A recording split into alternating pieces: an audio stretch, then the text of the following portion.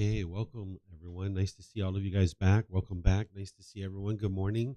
So, we're going to get started just like we do each morning with chanting and meditation. And then afterwards, we're going to move into a talk on the Eightfold Path. This is the core central teaching of the Buddha, where you're really going to be able to see his teachings come alive because that's where it's giving you the actual practice of how to move to that enlightened mental state that we talked about yesterday. We're going to spend our whole morning with that, and we're going to have a mid morning break, of course. Then we're going to take a nice lunch. Then we're going to come back and I'm going to teach you guys the ins and outs of meditation because now you'll be able to understand that having understood the Eightfold Path. So if you'd like to join for meditation, we have the chanting. You guys are welcome to chant along. Your chanting sounded beautiful yesterday, amazing chanting. And then after that, I'll come back in with the guidance to help you guys with the meditation.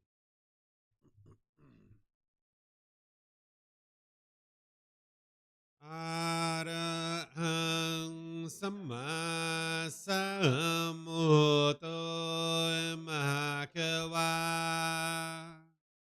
Bhutang Mahakavanang Apivateyami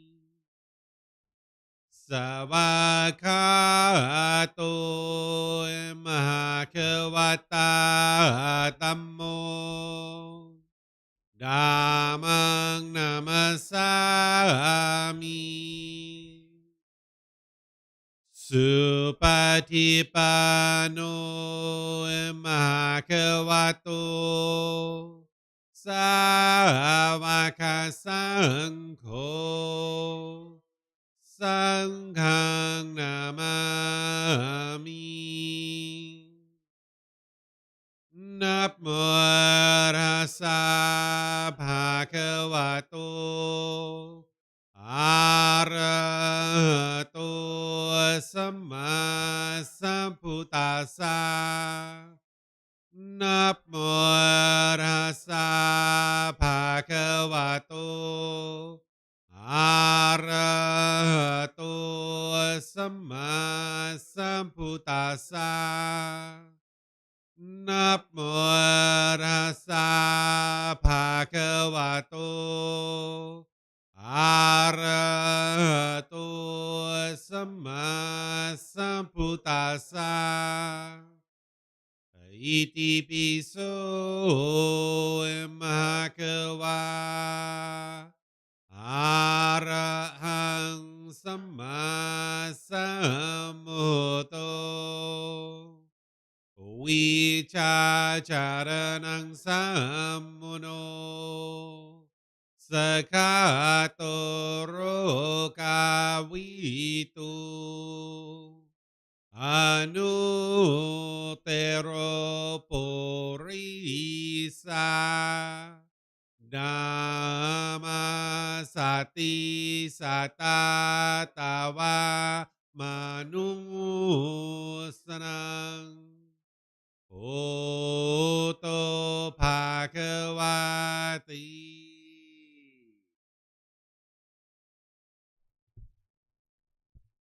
With the lower body and hands and arms comfortable. In the upper body erect. Just close the eyes and start breathing in through the nose and out through the nose.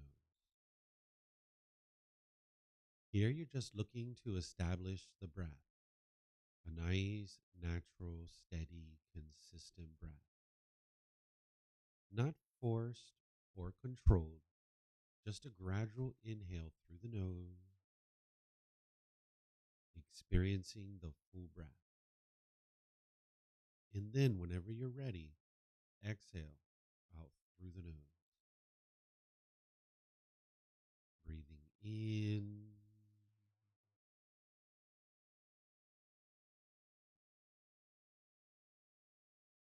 and out.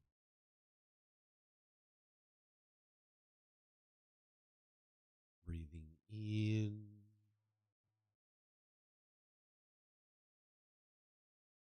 and out. Your breath may not match up with the guidance that I'm providing, and that's okay. This is your practice. I'm just here for guidance. You can use this voice as a reminder that whenever you get to the next inhale, breathing gradually through the nose, developing a nice, natural, steady, consistent breath. And then, whenever you're ready, exhale out through the nose, experiencing the full breath.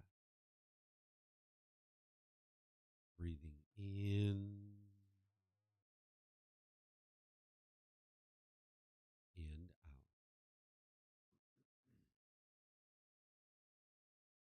Breathing in and out.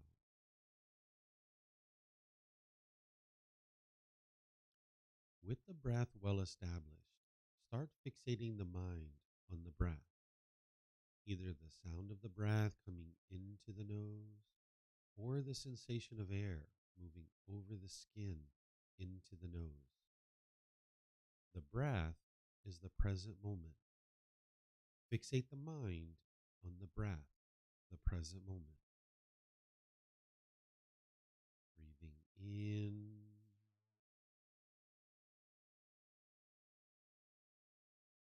and out. Breathing in and out.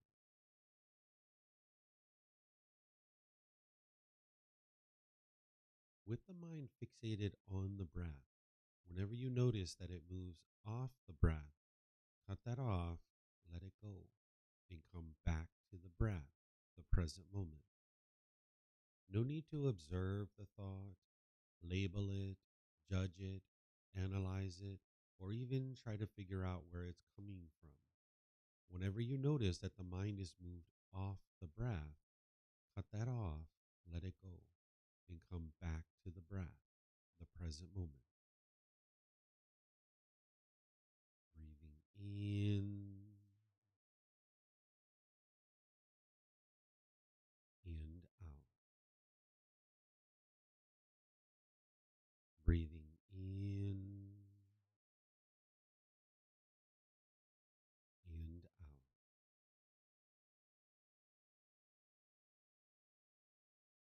I'm going to be quiet now and let you do this work, focusing on the breath, cutting off and letting go anytime the mind moves off the breath. You have nowhere to go.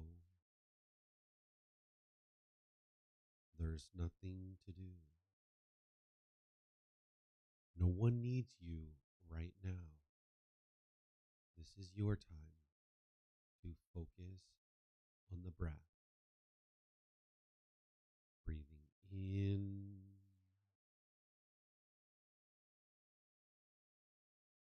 and out.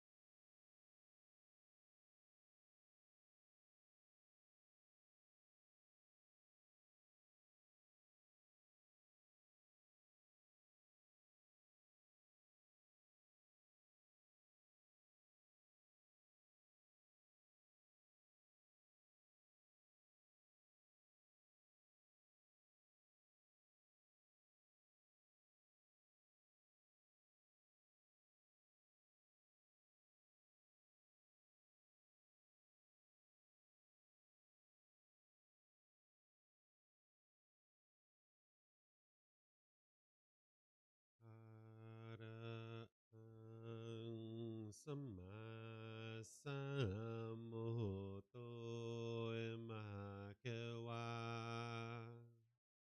โอตังมหาเกวันหังอภิวาเตมิสวากขาโตมหาเกวตาตัมโมดามังนามาสามิ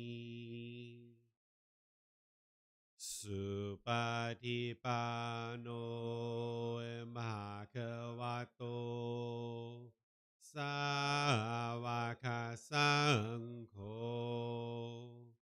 สังฆังนามามินะโมตัสสะภะคะวะโตอะระหะโตสัมมาสัมพุทธัสสะนะโมตัสสะภะคะวะโตอะระหะโตสัมมาสัมพุทธัสสะนะโมตัสสะภะคะวะโตอะระหะโตสัมมาสัมพุทธัสสะอิติปิโสมะคะวะอะระหังสัมมาสัมพุทโธวิชาจารนังสัมมุโนสกขาโตโรกาวิตุอนุเตโรปุริสาดามาสติสตาตาวามนุสนังโพโตภาควาติ Okay, if you guys would like to ease your way out of meditation, once again, welcome to all of you guys. Nice to see everyone here this morning. Lou and Jess, we have seats up front, or if you would like chairs, we can get you chairs. Okay, yeah, there's some chairs around for you guys. So, welcome to all of you guys. This is a great day to be learning the teachings of the Buddha. I mean, every day is a great day to be learning the teachings of the Buddha, but today we're going to study his core central teaching of the Eightfold Path. And this is going to start with the Four Noble Truths, where you can actually have a real breakthrough here. You can actually get to a point where you're going to be able to understand the problem in the unenlightened mind, the cause of that problem, the elimination of it, and the path forward. This is where you can have a real breakthrough to understanding why you experience sadness and anger and frustration, irritation, annoyance, guilt, shame, fear, stress, anxiety, loneliness, boredom, shyness, resentment, jealousy. All these feelings and others are actually being caused by exactly the same thing. Oftentimes, we think it's the outside world that is causing these things, but what you're going to be able to learn in a way that you can independently verify is that it's your own mind that's causing these. And that's why you can actually eliminate them. Whereas if it was the outside world that was causing what you experience, you would have no ability to fix that because you can't change the outside world. But this is why you can actually get to enlightenment and eliminate things like anger, sadness, frustration, and others because it's actually being caused by your own mind. And when you understand what's causing it, then you can understand the solutions of how to actually fix it. So I'm going to be helping you to understand in a way that you can independently verify what is actually causing these feelings. And then I'm going to provide you the tools and the techniques of how to actually eliminate them. And through gradual training, gradual practice, and gradual progress, you'll be able to make your way closer and closer to enlightenment. But the way that the teachings of the Buddha work is that it's important that you don't believe any of his teachings. Belief isn't going to get you to enlightenment. You need to be able to learn his teachings, examine his teachings, investigate them. You need to then be able to reflect on them to independently verify them. Then you need to practice them, integrating them into your day-to-day life. And I'm going to show you how to do this as we progress forward. One of the things that the Buddha teaches you whenever you're approaching his teachings is he teaches you to listen with eager ears. This is what's going to help you to be able to actually learn his teachings. Whereas if you were just kind of like lackadaisical and complacent and could care less, you're not going to be able to have that breakthrough to understanding what's causing these feelings and then learn how to actually eliminate them. So the Buddha teaches you to listen with eager ears to his teachings, and that'll really help you. As I'm teaching you today, it's important that you don't believe anything that I say. Don't believe anything I say. Don't believe anything you see me write in books. Don't believe anything that anybody else says either. That's where you listen with your eager ears. You investigate, examine his teachings, you reflect on them to independently verify them, and you practice them. What you're going to see that I'm doing here is I'm going to be introducing you to the Eightfold Path. This is the core central teaching of the Buddha, which is going to guide you to this enlightened mental state. And what he's doing for you is he's helping you to understand the natural laws. The Buddha didn't teach rules and commandments. He didn't teach a bunch of beliefs. Instead, he's explaining to you the natural world around you and helping you to understand these natural laws. Just like when we grew up with the lack of wisdom of the natural law of gravity, we struggled and had difficulties in the world. We fell down, we hit our head, we broke our toys, we had all these difficulties. The same thing is occurring when you're experiencing stress and anxiety and frustration and all these other things. There's a certain lack of wisdom that the mind has about the natural laws. And when you don't believe these things, when you can come to the point where you understand them and have wisdom about them and see the truth yourself, you will be able to go out into the world and make wiser and wiser decisions. Because that's what we did with the natural law of gravity. When we talk about awakening to enlightenment, what the Buddha is talking about is cultivating wisdom. And just like we needed to cultivate wisdom about the natural law of gravity, there's other laws that you need to cultivate wisdom about. Because once we got wisdom of the natural law of gravity and we saw the truth for ourselves, we started functioning the world more wisely.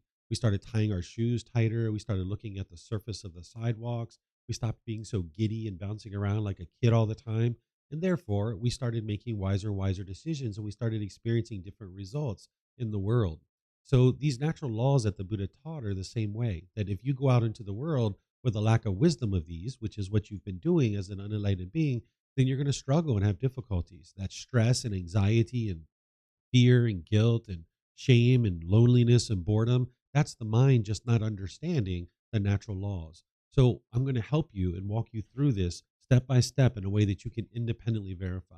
And just like we've been doing in the past, you guys are welcome to ask any and all questions. We have the microphones up here. You guys can use those and ask questions as we get to a point. I'm going to be pausing every now and again and opening up the questions for you guys to understand.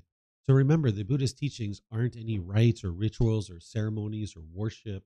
It's not prayer. It's not any of those things. It's not rules and commandments. It's helping you to cultivate the wisdom about the natural world around you. Because if you live in a world that you don't understand, you will struggle and you will have difficulties. So I'm going to start with this right view, and then I'm going to progress forward through all of these factors using the original words of the Buddha. This is organized into 3 sections of wisdom, moral conduct, and mental discipline. So this is the words of the Buddha on right view, the very first step of the Eightfold Path, the foundation of his teachings. He says, "In what, monks, is right view? It is, monks, the wisdom of discontentedness, the wisdom of the cause of discontentedness, the wisdom of the elimination of discontentedness, and the wisdom of the way of practice leading to the elimination of discontentedness. This is called right view." So here, what he's doing is he's actually pointing to another teaching. There's another teaching called the Four Noble Truths that he teaches. And here in the Eightfold Path, this is a core central teaching that is integrating a lot of his other teachings. So rather than repeat the Four Noble Truths inside the Eightfold Path, he's just pointing to that and saying that is right view. And what I've done here is I put a line, and underneath of that, I've put the top section of the Four Noble Truths. So you can gain confidence that yes, what the Buddha is teaching as part of right view is the Four Noble Truths, because you can see the connection between what he's saying in the Eightfold Path as right view, and you can see the connection between the top section of the Four Noble Truths. But now what I'm going to do is I'm going to teach you the Four Noble Truths. So this is where you can have the real breakthrough to understanding the problem in your mind, the cause of that problem, the elimination of it, and the path forward. In order to understand the Four Noble Truths, you need to first understand the 3 universal truths. Okay? The reason why we call these truths is because the Buddha knew that they were true. I know that they're true, and other people know that they're true too. But in order for you to benefit from these, you need to know that they're true. And that's why you're listening with eager ears. That's why you're not believing these teachings. That's why you're learning, growing, developing. You're reflecting on these teachings and making sure that you can come to an understanding that you can cultivate wisdom about the unenlightened mind and how the world's working around you. So, this first universal truth, I'll show you how this learning, reflection, and practice works. This is called the universal truth of impermanence. What the Buddha is doing here is he's explaining to you that everything around you is impermanent. It's constantly changing. These are called conditioned objects. Anything that you can see, hear, smell, that you taste, anything that comes in contact with the body, or anything that goes through the mind, like thoughts or ideas, these are all impermanent. They arise, they change, and then they fade away. Okay, this is called a conditioned object. These are building blocks to help you understand the Four Noble Truths. I'm going to get to the Four Noble Truths after we learn these. So, the universal truth of impermanence is helping you to understand in the world around you, things are constantly changing. And this is going to be important for you when we get to the Four Noble Truths. So, these objects that are conditioned objects, they arise, they change, and they fade away. These are conditioned objects. But then there's also things called unconditioned objects. Unconditioned objects don't arise, they don't change, and they don't fade away. These are actually permanent. So these things are like enlightenment. When you get to enlightenment, it's in a permanent mental state that doesn't change, or the natural laws themselves. The natural laws that the Buddha discovered and taught 2,500 years ago, they're the same exact natural laws today because they don't change. That's why his teachings are timeless. They're just as applicable 2,500 years ago as they are now. But everything else around you, in terms of anything you see, hear, smell, taste that comes in contact with the body, or any thoughts or ideas that go through the mind, are all impermanent. Okay, so this is just a little bit of the intellectual learning that I'm sharing with you on this. But now you don't believe that. You don't believe anything, right? Now you move to the reflection part and you start trying to independently verify if what I just shared with you is true. And the way that you do that is you start reflecting on things that you're aware of through your own direct experience. So in the world around you, you start looking around to see if you can find something that's permanent. Because if you can find something that you can see, hear, smell, taste that comes in contact with the body, or any thoughts or ideas that go through the mind, if you can find something that's permanent, this is actually not true. It's not a universal truth. So what I suggest you do is you start with something that you're familiar with. You can ask yourself about this human body.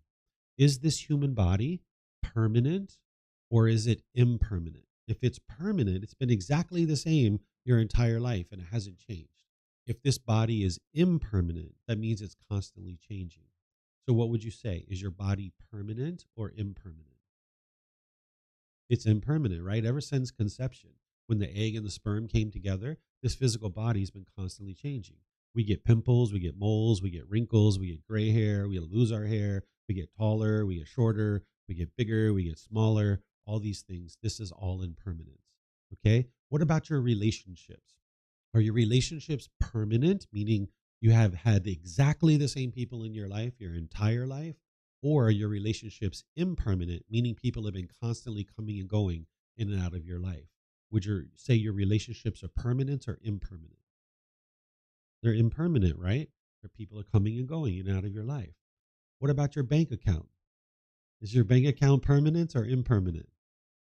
Impermanent, right? Some people's goes up and down and up and down. Other people's go up, up, up, up, up. Other people's go down, down, down, down, down, down. Your bank account's impermanent. Things are constantly changing. What about the weather? Is the weather permanent or impermanent? It's impermanent. It's constantly changing, right? It's sunny, it's windy, it's raining, some places sleeting and snowing and hail, all these different things. Tornadoes, hurricanes, these kinds of things is constantly changing. So we could go on and on and on and on. And if that's what you need to do, be it in order to independently verify this, you should, right? You walk down the street, you're on the sidewalk or on the street, you see a crack in the sidewalk, that's impermanence, right? You look at the wood planks on the floor, you see that they're different lengths, different size, different colors, different tones. We have a certain number of people here today. Yesterday we had a different group of people. Tomorrow we'll have a different group of people. Everything's constantly changing, right? So all these things are changing and impermanent. And this is an important building block for you when we get to the Four Noble Truths. Because what the Buddha is doing here for you is he's explaining to you the way the world is, right? The Buddha's not teaching you the way the world should be. And then if everybody follows certain rules or commandments, the world will become a peaceful place. He's explaining to you the way the world is. And the way the world is that it's impermanent. And this is an important building block for you when we get to the Four Noble Truths. Then there's the universal truth of discontentedness. Some people refer to this as suffering. If you study the teachings of Buddhism in other places, you might have heard people use this word suffering. I don't use the word suffering, and I'll explain to you what this universal truth is, and then I'll circle back and help you understand why I don't use the word suffering. In the original text from the teachings of the Buddha, the word that's being used is dukkha. This is the Pali word, and this translates to discontent, discontented, or discontentedness. And what the Buddha is explaining with dukkha is he's explaining the unenlightened mind and what you experience on a day-to-day basis. He's explaining these conditioned feelings, that there's pleasant feelings, painful feelings, and neither painful nor pleasant. The pleasant feelings are things like happiness, excitement, elation, thrill, exhilaration, euphoria. This is what you experience, and it's very pleasant when you're experiencing that. And that's a conditioned feeling, meaning based on some condition, it's sunny outside, you'll be happy. Or your bank account balance is up here, so now you'll be happy. Or your boss comes into your office and gives you a promotion. Happy, conditional happiness, right? So you'll experience those types of things. Then there's painful feelings, the sadness, the anger, the frustration, irritation, annoyance, guilt, shame, fear, stress, anxiety. These are very painful to experience, and they're based on some condition, right? Your mom gets sick, maybe you're sad or frustrated, or maybe a tree falls on your house, maybe you're angry or annoyed or some other thing. There's a condition that's going to happen, and then the mind's going to experience these painful feelings. Then there's neither painful nor pleasant. I put boredom and loneliness here, but some people say that's very painful for them. So you could put that in the painful category if you like. But something like shyness is a good example. It's not painful, it's not pleasant, it's neither painful nor pleasant. Or say you were on public transportation, maybe like a bus or something like this, and somebody comes and sits really, really close to you, and your body is touching their body. You might say, it's not painful, it's not pleasant. The mind's kind of like uncomfortable or dissatisfied in this situation. So this is the neither painful nor pleasant feeling. Okay, so this is what the Buddha is describing as the unenlightened mind, that it experiences pleasant feelings, painful feelings, and neither painful nor pleasant feelings. And now what you can do is not believe that, right? Don't believe what he's sharing here. You need to be able to independently verify, is this a universal truth? Because if it's universally true, you should be able to independently verify it. So you know that your mind is unenlightened, so you can ask yourself, does this accurately reflect what it is that you experience on a day-to-day basis? Do you experience pleasant feelings based on some condition? You wake up in the morning, it's so sunny outside, you get really happy and excited. You're going to go for a hike with your dog or something like this, right? You're going to go outside, have a really good time. You go take a shower, you come out, and now it's raining, and now you feel sad or frustrated. Right? This is what the unenlightened mind is experiencing. So you can ask yourself, is this what you're experiencing? Because an enlightened being is beyond this. An enlightened being doesn't form their inner feelings based on these things. An enlightened being wakes up in the morning, they're already happy before they ever saw it was sunny outside. And it's like, sweet, I'm going to go for a hike. I'm going to call my friends. We're going to go outside and have fun. And now you go take a shower. And when you come out and it's raining, it's like, oh, well, it's raining. So maybe I'll stay home and read a book, or maybe I'll go to the mall, or maybe I'll invite my friends over and we can cook dinner and we'll have a good time hanging out at home. But they're not going to be sad or frustrated or angry because they understand these natural laws and they've trained their mind to do so. So they're beyond these conditional feelings. They're experiencing unconditioned mental states where the mind is just always happy, always peaceful, always joyful, always experiencing peace because it's not basing its inner feelings on something. What an unenlightened being is going to do is if my bank account balance is here, I'll be happy. If it's down here, I'll be sad. If the weather is this, I'll be happy. And if it's over here, I'll be sad or frustrated. If my mom does this, if my boss does this, if everybody else does these things, then I will be happy. These are called conditional feelings that based on some condition, you will then be happy, right? And this is temporary. It arises, it changes, and it fades away. This is why you haven't been able to get the permanent happiness, because the mind's experiencing these conditioned feelings. So you can independently verify that any feelings that you've experienced over the course of your life, that they fit into one of these three categories. When we get to the question period, if you have a certain feeling that you think doesn't fit into one of these three, just let me know and we can talk about it. Okay. So this is how you independently verify this universal truth of discontentedness. Now, some people refer to this as suffering. You might have heard that when you maybe you're reading books or you're listening to other videos or something like this. The word suffering describes the painful feelings really well. When you're angry, when you're sad, when you're frustrated, or any of those other feelings, that explains that really well. You're suffering when you're having stress or anxiety. But if you're happy and excited, like if your boss comes into your office and gives you a raise and you get so excited about that, would you say you were suffering? Right? Probably not, right? Or if your mom calls you up and says, "Hey, I heard you got a new house. I'd like to come visit you." And you get so excited because mom's going to come visit you and you guys can cook some good food. Would you say you were suffering in that situation? Probably not. Or that person that you don't know that comes and sits next to you on the bus and your body is touching their body and now there's that uncomfortable feeling in the mind. Would you say you were suffering in that situation? Probably not. So the word suffering doesn't really bring our mind to the full understanding of what the Buddha is explaining here. So that means an individual would only be understanding 33% of his teachings on this important topic. And you're missing 66% of his teachings. So if you are missing 66% of a teacher's teachings, how could you ever get to the ultimate goal of enlightenment? So this word suffering doesn't accurately reflect what it is that the Buddha is describing here.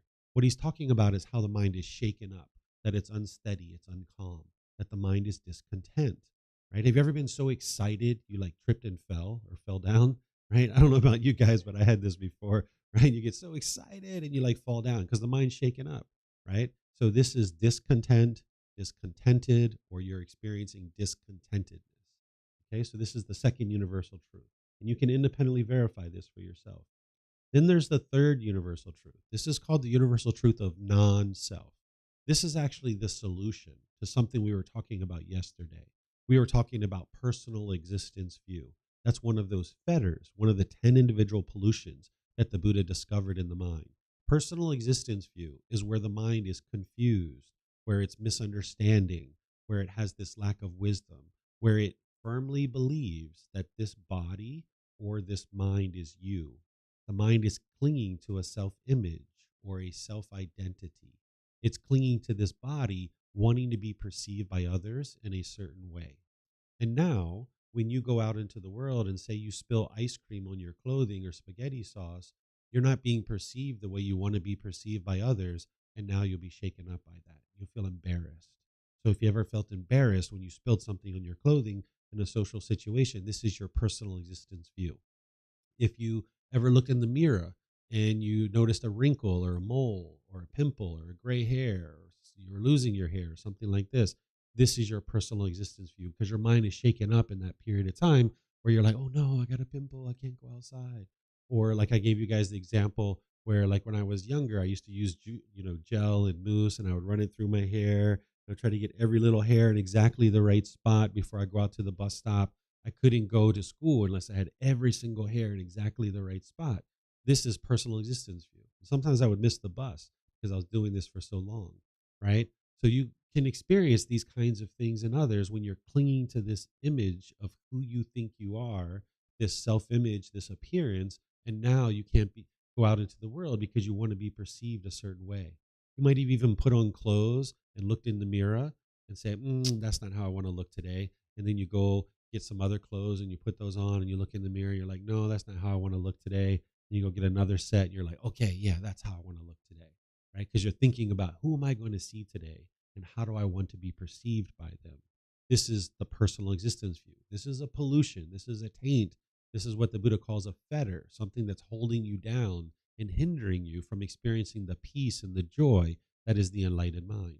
So as long as the mind's clinging to this self-image, there's going to be certain situations where someone might say to you, wow, you're so beautiful or you're so handsome. And you're like, wow, thank you so much. But then it's only a matter of time because of impermanence that someone's going to say something negative or degrading about this physical body. And now you're going to be frustrated or irritated or annoyed. So this is the personal existence view where the mind's clinging to a self-image, the way that you want to be perceived by others. But then there's the self-identity. There's a certain self-identity that the mind is holding on to, also part of personal existence view.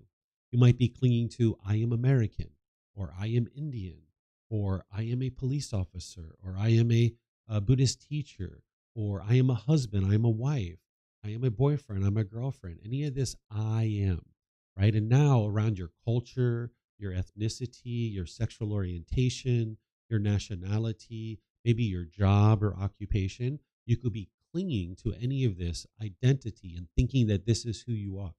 And now, say, for example, if you were in that relationship with a boyfriend or girlfriend, when you guys were together and your mind identified with, I am a boyfriend or I am a girlfriend, you felt great. You felt wonderful. But then when you guys broke up and now you're single, your mind doesn't identify that way. So now you might have felt like you wanted to hurry up and get right back into another relationship because your mind felt uncomfortable when you were single. So the mind wanted to hurry up and get right back into another relationship. Or say that you were doing a certain job, like I am a police officer. And now for maybe 10, 15, 20 years, you're doing that job, identifying that way. But then when you retire or you get injured or you get fired and you can't do that work anymore, and now you're maybe a taxi driver, the mind doesn't identify with I am a taxi driver. It wants to have this identity of I am a police officer. So now it struggles in the world. Sometimes people come to Thailand. They say, I want to find my true self. I don't even know who I am anymore. I need to find myself. Well, you're not going to find yourself in Thailand, right? You're not going to find yourself anywhere because what the Buddha is teaching you is that there is no self, that this body nor this mind is who you are. There is a body, there is a mind, and they've come together for this existence, but this isn't who you are. But the mind is going to keep clinging to this and wanting to be perceived by others in a certain way, or you have this identity in your mind. I commonly give this example because it's a really great example, is that I one time had a student that contacted me that was having some challenges with tipping, that they were interested in tipping and they identified with, I am a great tipper, right? And now after COVID, when they have all these cashless systems and you might go in and order a coffee or something like this, and now you've had 30-second conversation with this person to order your coffee and there's a computer system that's prompting you to tip 20, 25, 28, 30%, but this person didn't tip in that situation. But their mind was identifying as, I am a great tipper. And now when they weren't tipping, maybe they felt uncomfortable in that situation. So I needed to help this individual to understand that this was part of that personal existence view where the mind was clinging and holding on to this identity of who they thought they were. But when you get rid of that and you realize that, no, that doesn't define who I am, is that I'm not going to identify with I am a great tipper. Instead, you're making the choice in some situations to tip, and in other situations you're not. Right? So if you have this personal existence view, you might have the thought of I am American, or I am Indian, or I am Lithuanian, or I am German, or any of this I am. And now when you're in a restaurant and two tables over, they're talking very fondly about who you think you are, about all Americans are lovely and kind and warm and gentle. Now you feel these pleasant feelings. But now, two tables over, somebody's being degrading and disparaging about people from America. And now you identify with that. And now you're frustrated or angry or irritated. So as long as this mind is holding on to personal existence view, thinking that any of these kinds of things are you, you will struggle and you will have difficulties. So it's a matter of understanding this body was born in a certain place, but your mind doesn't have to identify that way. The mind even adopts identity, like say you used drugs and alcohol in the past. Your mind might adopt the identity of I am an alcoholic or I am an addict. And now the mind's burdened with that, where I am not an alcoholic, I am not an addict. The person might have made choices in the past to use drugs and alcohol. That was just a choice or decision that the person made based on a lack of wisdom. But now in the future, they're no longer choosing to make those same choices. But we don't need to identify who we are as a person based on the choices and decisions that we make. So as long as the mind is holding on to the self-image of the body or any kind of self-identity in the mind, now it'll be confused, it'll be struggling in the world, experiencing discontentedness. Sometimes it will have pleasant feelings, sometimes it will have painful feelings, depending on what is being experienced.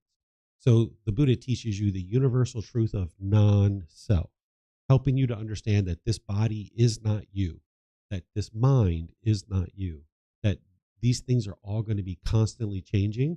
And as soon as you grab onto them and want them to be permanent, when they change, you're not going to like that. So if you crave for this job to be permanent and you identify with that as who you are, when you're no longer a police officer and you're a taxi driver, you'll really struggle. Or if you identify with I'm a husband or I'm a wife and now you divorce, you'll really struggle in that situation because your mind's not identifying that way.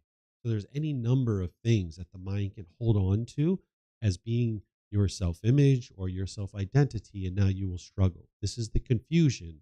This is the problem that the mind has. But when you come to understand the universal truth of non-self, you can get to the point where you understand that this body isn't you and this mind isn't you. So now you can independently verify this because that was the intellectual learning. And some people understand this when I talk about it the first time.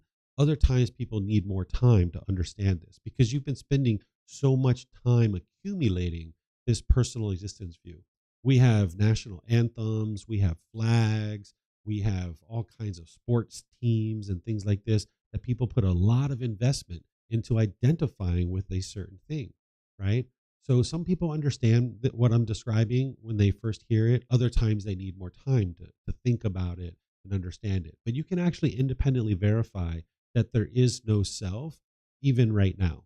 So think about yourself when you were a child, when you were a teenager, when you were early adulthood, and now. Okay, think about yourself, your personality, your character. Has it been exactly the same through all those phases of your life, or has it been constantly changing? It's been changing, right? The way you think of yourself when you're a child, teenager, early adulthood, and now, it's been constantly changing. So you can see there's no permanent self there. But here's some other ways. Say your arm was amputated and you only have one hand and one arm. Are you less of a person? They're shaking their head no. What about you guys? No, no, no. Okay. So there you can see intellectually, you understand that this body is not you. You understand that? Because if I asked you that question and this body was you, you would say, yes, I'm less of a person.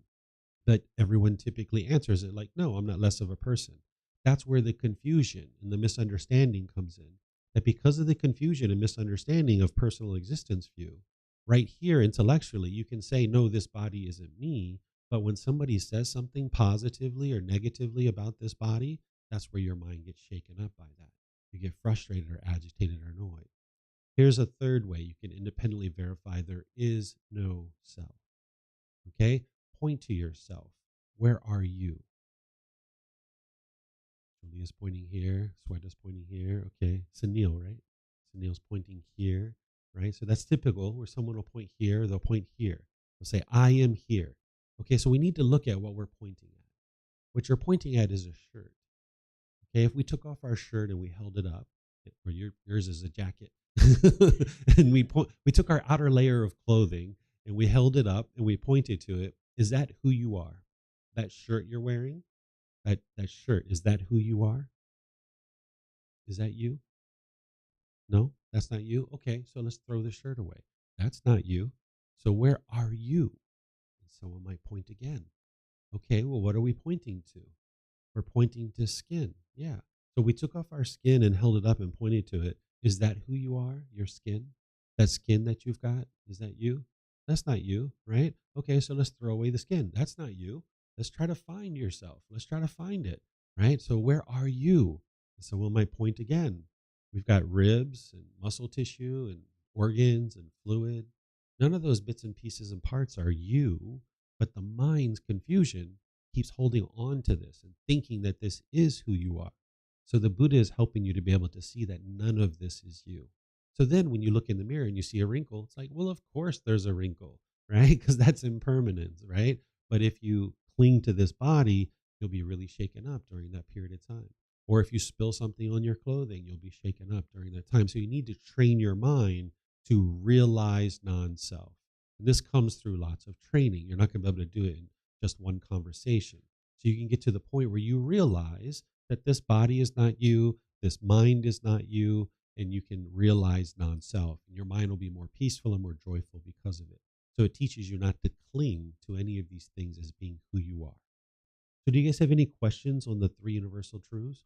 Can use the microphones. Yeah, and then those of you guys online, you can put your questions into Facebook, YouTube, or Zoom, or you can raise your hand in Zoom and ask any and all questions that you like. Vibhaj needs to turn your mic on.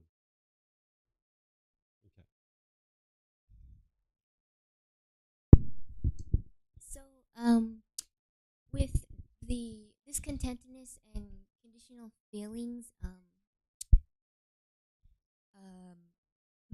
my mind has a hard time um, figuring out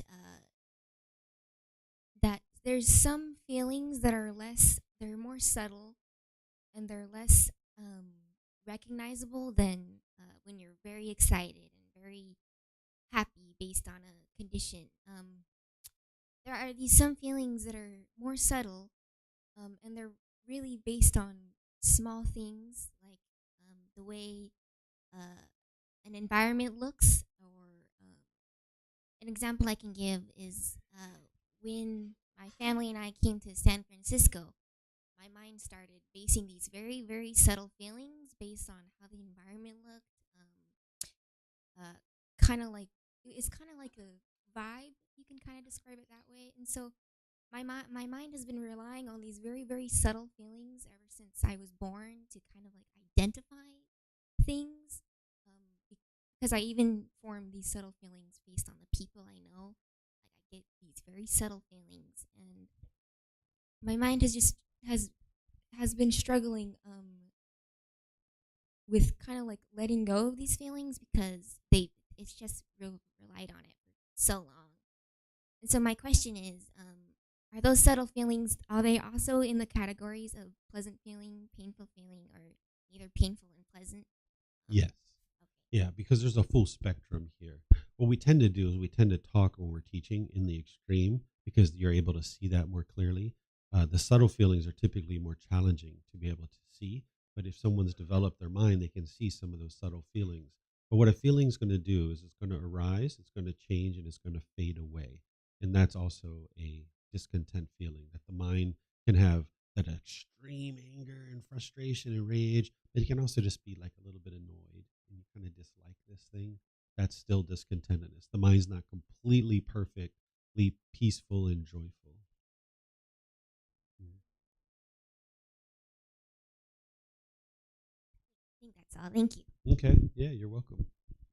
Anybody else? Um, kind of to follow up on that, I had a question that was sort of related. I feel like sometimes these discontented feelings help in terms of determining which social settings or social groups that I select. Or I was thinking for my young sons, kind of training them to select good set of people, because I feel like the environment that you're in impacts who you grow up to be and the decisions that you make lifelong.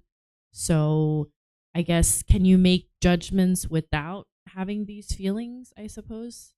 Yeah, so I'll help you first understand judgment versus discernment because what judgment is where you're looking at someone else and you're trying to judge what is wholesome or unwholesome for them. This is where the mind is maybe putting yourself above people or below people. You're judging that person. And this isn't something that you would be interested in doing because it comes from the mind's conceit, from the ego, where you're putting yourself above people or below people. But what you would like to get to and what you can ultimately teach your children is discernment, which is wise decision making. And you don't need these feelings in order to make wise decisions. But oftentimes people are looking at it that way. So when you're angry or sad or frustrated or you're feeling fear, this is just the mind you'll see in the Four Noble Truths having craving, desire, attachment. And when you have those types of feelings in the mind, these conditioned feelings, the mind is all shaken up and now it's hard to make wise decisions. What you ultimately need to get to is completely making 100% wise decisions. But as long as these feelings are in the mind and the mind's shaking up, you can't get to wise decision making. So you can learn and you can teach your sons how to make wise decisions about places to go, friends to be involved in, and things like this based on the natural laws and wise decisions rather than feelings, because feelings are just an indication of what's going on in your mind. It's not an indication of anything external. And then my other question was the sense of self. I feel like wars have been fought over that, in terms of people identifying with a certain religion, certain nationality. I guess why does a mind cling to that? Is that also from our animal instincts? And Yeah, in the animal realm, we needed to have a personal existence view because as a deer, if we were out in the middle of a field and there's a predator lurking in the forest, we needed to have this heightened sense of who we are and getting this body out of the way, or else we wouldn't have been able to survive. But here in the human realm, we can just make wise decisions. We don't need to be on guard like that. So yeah, all the conflict, all the global war and difficulties that you see, not just on a personal level but at a global level, it all comes down to pollution in individuals' minds. If everybody trained their mind and everybody was enlightened, there would be no such thing as a war. It just wouldn't happen because of people's minds understanding this wisdom. But now, because of the way people's minds function in the world, we still see wars in the world. I think Steve had a question, or did you have one too, Lou? Yeah. We have more mics. Oh, Teacher David, one of the teachings that I've struggled with intuitively is the teaching of non-self. And intuitively, I understand that it's good to be selfless and that it's bad to be selfish. But the whole idea of not having a self, I've yet to understand. And I would ask, if I have no self, who is talking to you right now? Sure. So it's important to not think of things as good or bad, but the Buddha is teaching you wise and unwise. So he's teaching you it's wise to not cling to this body or cling to this mind as who you are. So the Buddha is not saying that there isn't a being in existence, because when I look, I see a human being. There's a physical body here, and then there's a mind, right? There's a mind that's then using this physical body to create some sounds, and now those sounds are going into these ears, and then this mind can understand that. So essentially what we have is two consciousness talking to each other, and we're using the body in order to create the sound to be able to do that. So the Buddha isn't saying that you don't exist when he's talking about the universal truth of non-self. He's just saying that it would be unwise to cling to any of this, thinking that this is who you are, because as soon as you cling to it, it's going to change. And then sometimes people ask the question, well, if this body is not me and this mind is not me, then who am I? That's kind of like what you're asking, right? And this is the mind continuing to grasp and trying to hold on and grab onto something to determine that this is who I am. And you need to be able to get to the point where you strip away these layers and you realize that there is a body, there is a mind, but you don't need to identify with these things as who you are. So there is a being in existence, but you don't have to identify with this as who you are as a person. So that way, when all of that starts to change, because it's changed over your life, you can maintain your peace and you can maintain your joy. But this is one of the more challenging ones to be able to understand. It happens to be here at the very beginning of the teachings, but oftentimes I've had some students take over a year to understand the universal truth of non-self and then actually implement it and actually train their mind. So maybe we can have some more conversations. If you'd like to ask more questions, you're welcome to, but maybe we could have some private conversations and maybe we could peer into it a little bit more to be able to understand where your mind's having challenges to understand it. Yeah. Okay. Oh, I had a question on painful feeling. And I understand these are fairly negative words, but isn't some of this also like a coping mechanism for the mind to some extent? I guess my question is, as you get to not enlightened but a semi-enlightened state, is the goal to eliminate like all painful feeling, or can you work with some of it, and can some of it actually be normal? Yeah, so experiencing this in the unenlightened state feels normal. It feels like this is what you're always used to. And some people think that somehow these are actually beneficial for them. But by the time you get to enlightenment, you will have eliminated all these conditional feelings.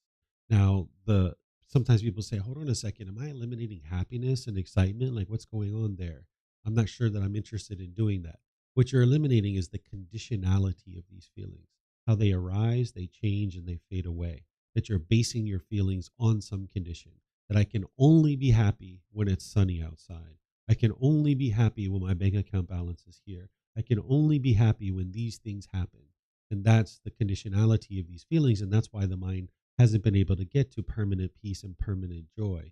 But when you eliminate the causes and conditions that are producing these feelings, which you're going to see in the next couple slides here, when I get to the Four Noble Truths, then you'll see that you can get to a point where you're no longer forming your inner feelings on these things. You don't need these feelings to be successful in the world. In fact, these are what's hindering you from being successful. Because say you're in a business meeting and somebody says something and you disagree with it, and now you notice that your mind's getting frustrated or agitated or annoyed. Now that's going to potentially come out through your intentions, your speech, and your actions, and the way that you interact with people. And now you damage your relationships, and your mind's confused. It's polluted. Maybe you're having difficulties in your relationships with your wife or your children. Maybe you're being harsh and bitter in the way that you talk to them.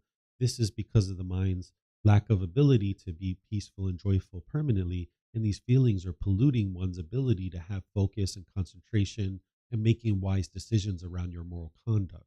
So when you get rid of the causes and conditions that are producing these, then the mind will be peaceful and joyful. And now you can interact with people with gladness and being cheerful. And the mind can be bright and uplifted. And you won't have that bitterness and harshness and hostility coming through your moral conduct. And now you will actually be way more successful and productive in the world with your mind being trained to having eliminated these, because they're not serving you any beneficial purpose. Yep. So I'm very comfortable with these. These are not a struggle for me, with one exception, and I don't believe in a permanent self kind of thing, but I am curious about the concept of rebirth.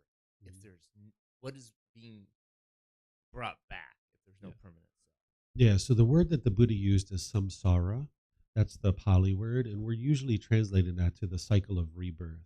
But if you look at how the Buddha talks about the samsara, it's actually a new being every single time. It's a new body and it's a new mind every single time. So even though people have been translating it as the cycle of rebirth, it's really the cycle of new existence, because there isn't anything that is being reborn.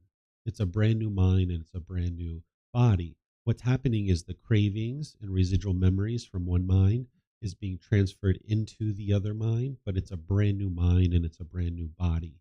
So even though people in the past have been translating it as the cycle of rebirth, it's better to think about it as the cycle of new existence, because there isn't anything that is actually being reborn, so to speak.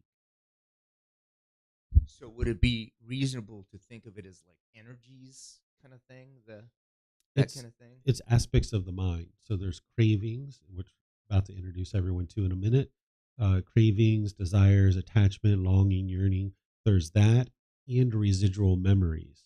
So memories, this is how people in their current life can know that they've lived previous lives, because they have residual memories from those previous lives. So one of the ways to think about it is if you have cardboard box A and you have cardboard box B, these are two completely different cardboard boxes, different size, different color, different shape, different texture, and there's certain contents in cardboard box A. At the end of this cardboard box A, it's going to dissolve because it's impermanent. There's still contents in the box, cravings and residual memories, and they have to find a new box. And now they create this new box, and now we're in cardboard box B. But it's a completely different cardboard box. Okay, that's helpful. Thank you. So I guess to follow from what you're explaining it, that it's a different box. What is the mechanism that kind of does that transfer of the contents? It's just the cause and effect relationship. So if there's craving in the mind, craving is like a fire, like a burning desire. You'll see here in a moment that if that exists, it's going to produce a new mind. That's the mechanism. So the way you think about it is like If there's logs on a fire, the logs are the fuel, and that those logs are going to send off sparks, and now those sparks are carried by the wind. It lands and it ignites a new fire, completely different fire, right? It's not the same fire. It's a completely different fire, but it originated from the fuel on the first fire. So if there's craving, desire, attachment in the mind at the time of death, that's the fuel that then produces the next result, which is a new mind. Okay, thank you. And just going back to the conception of non-self, and the way you're explaining it, and just trying to rephrase what you're saying is that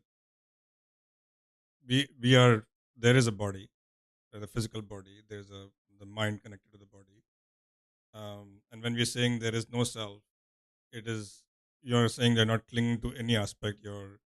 Uh, your form, your decisions, your perceptions, your consciousness. You're not holding on to anything. That it's not saying that there's no you, and but it's like it's kind of saying there's no you, but in the sense that you're not holding to any of the five aggregates that makes up the body.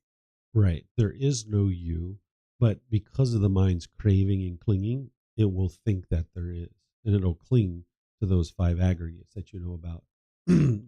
But ultimately, what the universal truth of non-self is teaching you is to not cling to those five aggregates. Right, it's just a question that you're not clinging to anything. There is always something there. All the five aggregates are always present. Mhm. Your form, feeling, body, choices, decisions in your mind. But you're not clinging to any of those things at any point because they're always changing. They're always impermanent. So you just don't want to cling to them, but they're always there somewhere. That's what it would mean to realize non-self. Yeah. That there is physical form, there are feelings, there are perceptions, there are volitional formations or choices and decisions. There is a consciousness, but you don't cling to it as who you are. By the time you get to enlightenment, though, there are no longer conditioned feelings in your mind any longer. Yeah, thank you. Mm-hmm. Yes, ma'am.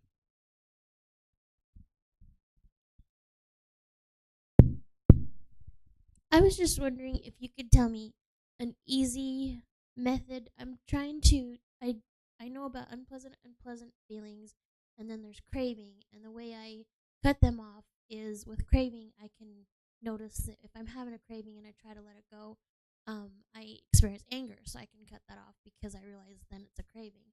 And with unpleasant and pleasant, is there an easier way to recognize and cut off? Let's get to that after I describe all the other factors, because right now we're just at the very beginning, and some people haven't learned what some of you guys have already learned with me, which you guys have already learned this. So let's get to that when we get to the mental discipline section. Yeah, thank you. I think you have a question too, right? I was just wondering, in certain situations, at least from the perspective of an unenlightened mind, it would seem that inevitably there are situations when you're interacting with people who also have unenlightened minds. There will be situations that cause for resistance or defense or protection. And I was just wondering if there's a right way or a wise way to discern those situations, What do you mean discern them? or to differentiate the situations that, in terms of the common saying, like pick your battles. Okay. It's important to know that for this path, you're never interested in putting yourself in a position where you're attempting to convince other people of anything specific. This is something that's very common and pervasive in American culture, that a lot of times we go out into the world trying to tell other people what they should or shouldn't be doing.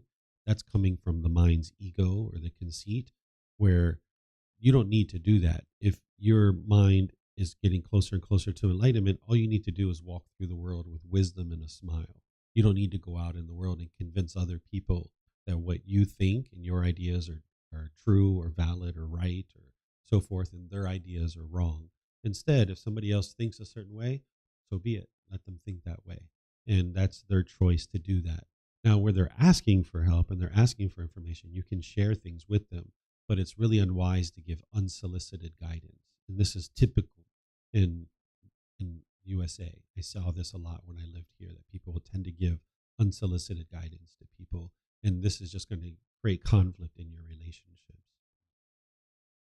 And what of physical protection if someone's in danger or if someone is putting someone else in harm's way?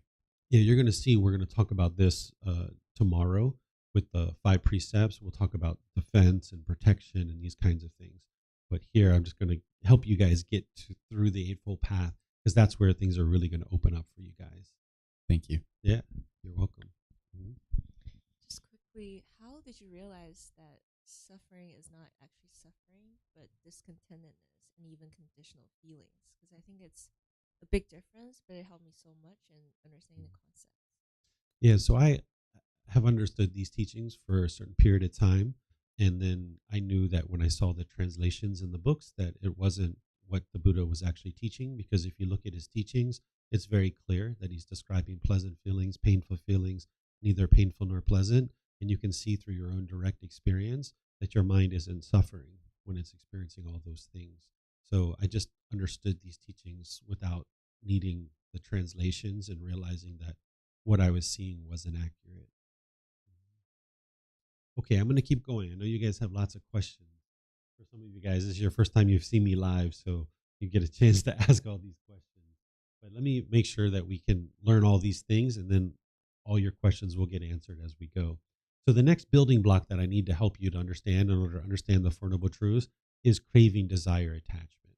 We use this in a unique way within Buddhist teachings. This is the wants and expectations. This is the longing, the yearning, the wanting things to be a certain way.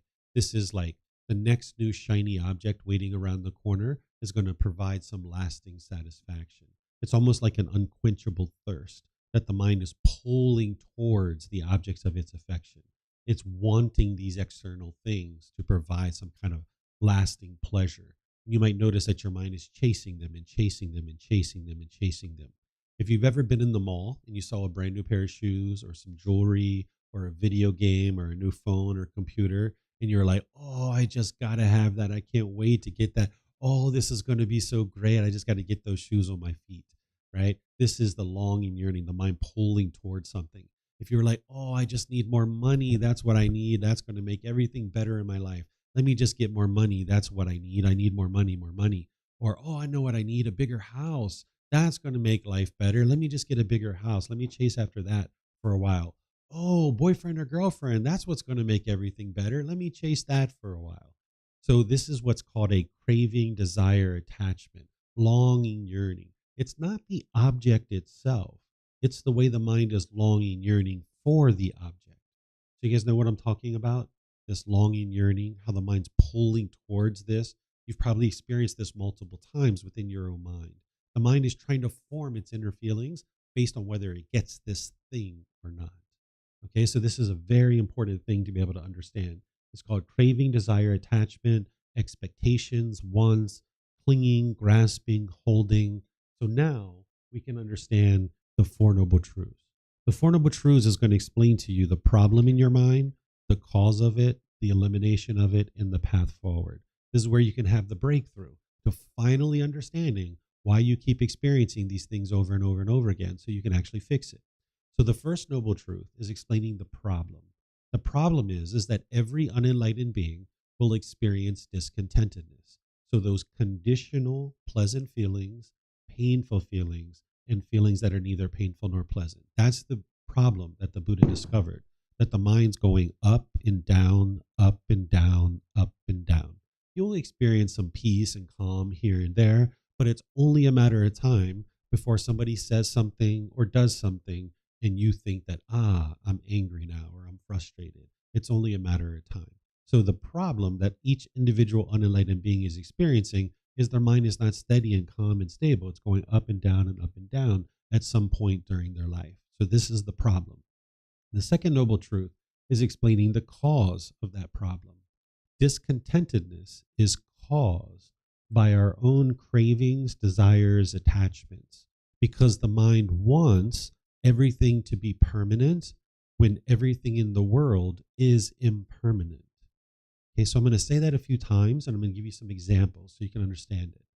the cause of discontentedness, those pleasant feelings, painful feelings, and neither painful nor pleasant, is that the mind is forming those feelings based on craving, desire, attachment, the longing, the yearning, the wanting things to be a certain way.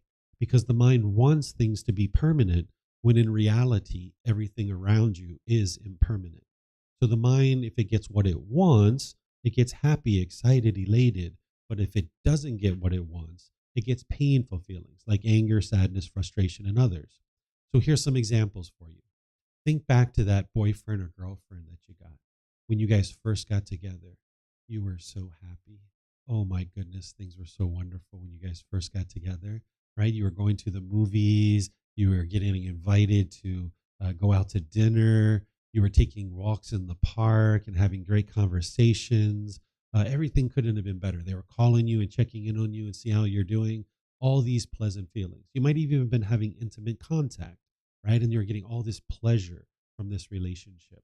But then over time, the relationship experienced anger and frustration and agitation and annoyance. And you guys got so angry that you broke up.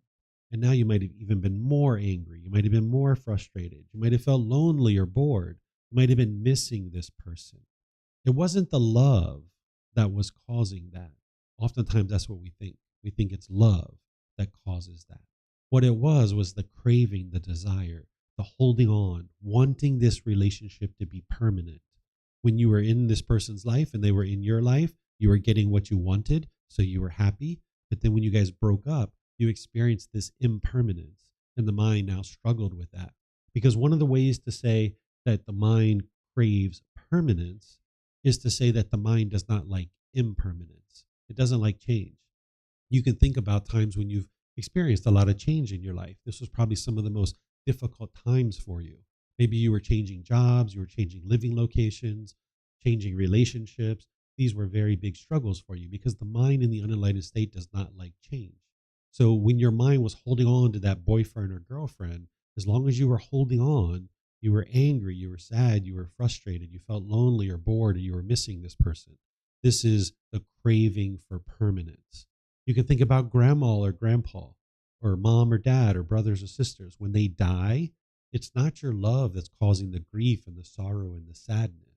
You're not a bad person if you experience these feelings and emotions. It's just what the mind does in the unenlightened state is it craves permanence. It's wanting these relationships to be permanent, where because grandma and grandpa were born, they had to die. There's no way around it. Every single one of us are going to die. It's just a matter of time. But if your mind craves permanence, in this situation, you'll really struggle. Or say you've gone to a wedding, maybe like a brother or sister, or a friend or family member, someone you're really close to. You might have experienced sorrow at the wedding. You might have been crying, or the people around you might have been crying. Because here's brother or sister going off into the world with another person, and the mind thinks, that's my brother and sister. Why are you taking them away from me? The mind's holding on, wanting this person to be permanent. And now you have people around you at the wedding that are crying, that are upset. This is a wonderful situation. Someone's got a new relationship. They're going out into the world with someone else. But because the mind's holding on and craving permanence, it experiences the grief and the sorrow and the sadness. Or if you can think back to when you got dropped off at school, like maybe when you were in preschool or elementary school, or maybe university or college, or maybe you dropped your own kids off at school and they started crying, or you started crying, you started being upset. This is because the mind's craving permanence. The kids thought that mom and dad were permanent. And here they go at 2 years old, 3 years old, 5 years old, off into the world without mom and dad. And now they cry and cry and cry because they're craving permanence. Okay, so what the mind's doing is it's craving permanence, but yet it lives in an impermanent world. And the mind doesn't understand that. Here's another example that doesn't involve relationships, so it might make it easier for you to see it. Think about if you bought a brand new car, the perfect car, the car you've always been interested in. And you get all the money that you need for this car, you buy it, you drive it off the parking lot. Everybody's waving at you like, wow, look at her. She's so successful. Wow, look at him. He's got such a good job. Wow, he's so great. You're just driving down the road all proud of your new car. You park it at the store and you go inside, and then you come out and there's a scratch on your car. Oh my goodness, you might be so frustrated or so angry. It's not the scratch that's causing the frustration. And it's not the person who scratched your car that's causing that frustration. What's causing the frustration is the mind is craving permanence. It's wanting this car to be permanently beautiful. Now, of course, when we walk through parking lots, we aspire not to scratch anybody's car. That's what we do wisely. But because we live in an impermanent world, eventually this car is going to get scratched, right? The tires are going to need to be changed. The upholstery is going to get ripped and torn, perhaps. We're going to experience impermanence with this car. But as long as the mind craves for this car to be permanent, when you experience impermanence, the mind doesn't understand that because it lacks the wisdom of these natural laws. And now it struggles and experiences frustration, right? So this is what the mind is experiencing, is that it's craving permanence. It's wanting things to be permanent. So don't believe me, right? It's all about independently verifying this. Don't believe anything I have to say. You can independently verify this. Think about a recent time when you've been angry, when you've been sad, when you've been frustrated, or some other discontent feeling. It might have been this morning, it might have been yesterday, it might have been last week. Look at that situation with these fresh eyes. Because typically what the mind does in the unenlightened state is it wants to blame other people for your feelings. But what I'm explaining to you is your mind's causing these feelings itself. Look at that situation. What was it that your mind wanted? You were longing, yearning for it. And if you would have got what you wanted, you would have been happy or excited. But because you didn't get what you wanted, the mind was angry or sad or frustrated or some other discontent feeling. Do you see it? You see what your mind wanted? If you don't, you can let me know when we get to the question period, because I'll help you. Because I've had students say, hold on a second, David. I went to work the other day. My house looked beautiful. And I went to work and I came home about 8 hours later. My wife had this craft project all over the house. The house was a wreck. And I walked in and I got frustrated. How did my mind cause this? I wasn't even there. Didn't she cause me to be frustrated? It's like, nope, your mind caused it itself because the mind was craving permanence. You went to work with an expectation that your house would look exactly the same when you come back as when you left. And your mind was craving that permanence. And this house can't look a certain way permanently. It's just not possible. So you need to be able to look at these different situations and see what your mind's doing, that it's craving permanence, right? If your kids go to school and they get all A's in their first quarter, but then they come home and they have a couple C's or D's or F's in the second quarter, and you get angry and frustrated, that's because you're craving permanence. You're wanting those A's, right? You're longing, yearning for it, and now you get angry or frustrated. You can come up with any number of examples. Every single time your mind has ever been angry and frustrated, it was your own mind causing it. And I know you've been in arguments where you've been adamantly trying to convince the other person that they have to stop doing what they're doing because they are making you angry.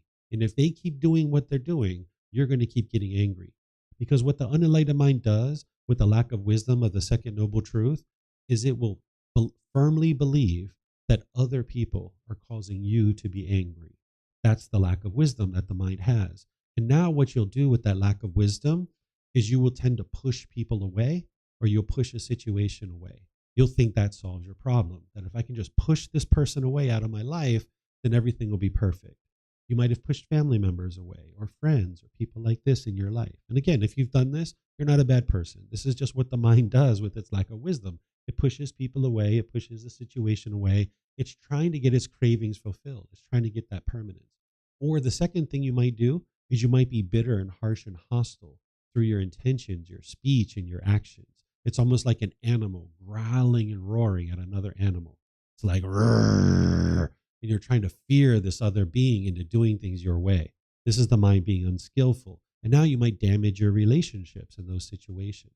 Or the third thing you might do is you'll put your expectations on people and try to control people and get people to do things your way. Because your mind has a certain craving of you wanting things to be done a certain way. And now if you can just get everybody around you to do it your way, you think life will be perfect.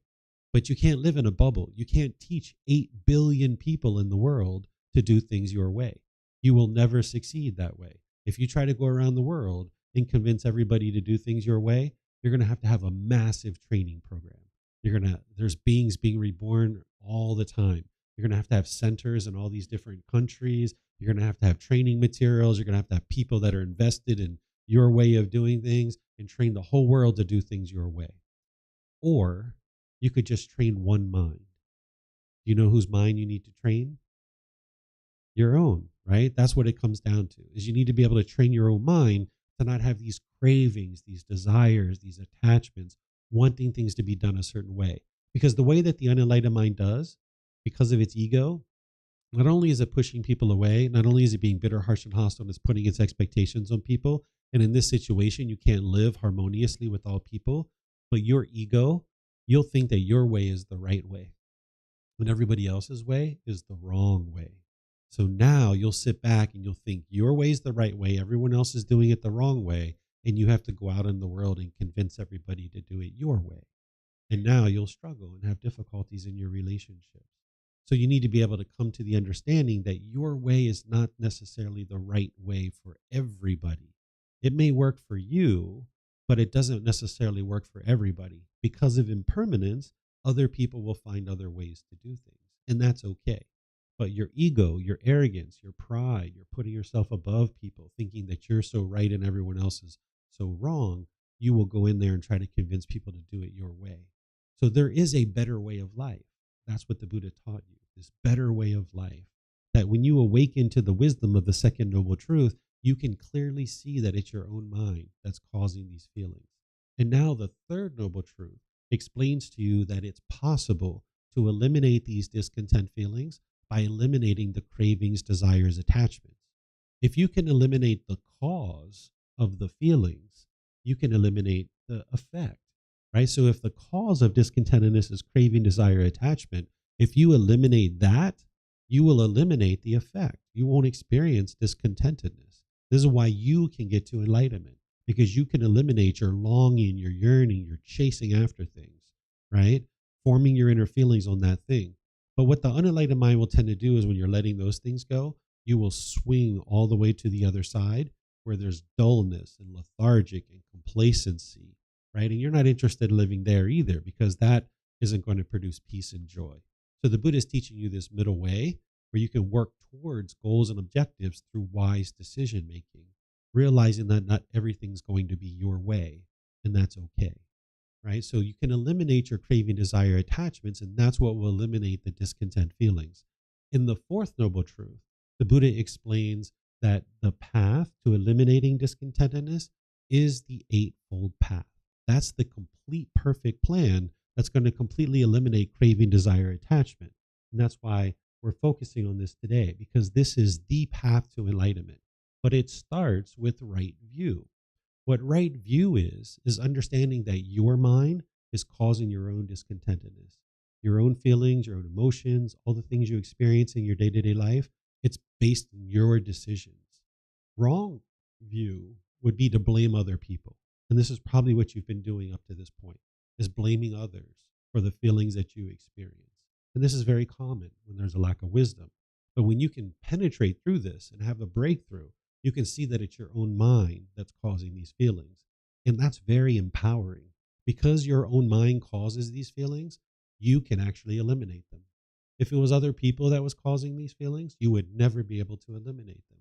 Nobody would ever be able to get to peace, because you can't train 8 billion people to do things your way. It's just not possible. So you can actually eliminate these feelings, and now your mind can experience the peace, the calm, the joy, the happiness, because you don't want and long and yearn for things to be a certain way, right? So it starts with right view. So I'm going to pause here and see if you guys have questions on the Four Noble Truths. Does anybody need any help with being able to independently verify this for yourself, that it's your own mind that's causing these feelings?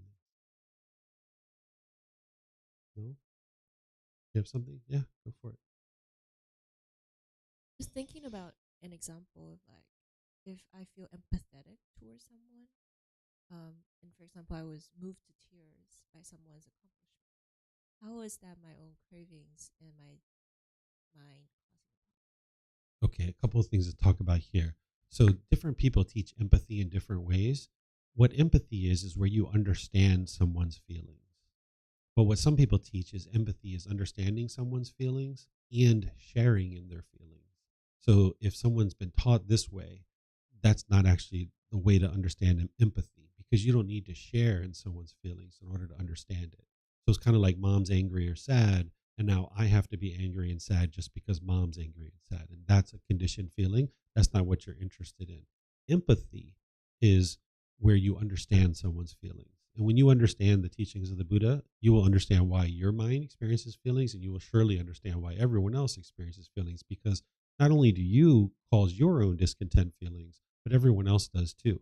Because I'm sure there's people in y'all's life that are blaming you for the things that they're experiencing. And if that's the case, you can see that that's not true. So that's the part of empathy. Crying is a bodily action that we typically associate with sadness in the mind. And then now there's a bodily action where there's crying, but not always. Someone can actually cry based in joy too, because it's a bodily action and there can be joy in the mind. So you have to be able to look at what is going on in the mind in that situation. What is it that you're wanting? You'd have to think about that situation. And if you'd like to share it, you're welcome to. But the very details of it in there, there's going to be some cravings, desires, attachment, something you want. Maybe this person is sad and now you want them to be happy. And now because they're sad, you want them to be permanently happy. And now you're sad because you're not getting what you want, which is them to be permanently happy. Does that make sense? Okay. All right. Mm-hmm.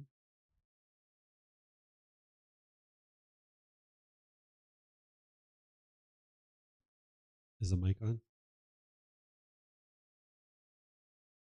And goals is different from having craving, desires, attachment, because in craving, desires, and attachment, you are basing your own inner feelings on the outcomes. Correct. Is that correct? Correct. Yeah. So what people are used to when they're not understanding these teachings is they will form what they think is a goal and they will work towards that. And if they get it, they will be happy. And if they don't get it, they'll be sad or frustrated. That's not actually a goal. That's a craving, desire, attachment. That's masquerading as a goal. What you're talking about is the ambition, the enthusiasm, the motivation. The goal is I will work towards this goal. I will apply wise decision making towards this goal, but I'm not going to form my feelings on whether I accomplish it or not. If I get 80% of the way there and I haven't gotten to the goal, no need to be angry or sad or frustrated. I just need to look at the goal and say, what should I do here? Should I extend my timeline, give myself more time to get it? Should I add resources to be able to help me to be able to now accomplish this goal? Or am I just completely fine with the 80%? That's fine. I don't need to go any further because this 80% is fulfilling what it is that I need. But I don't need to be happy or excited because of this.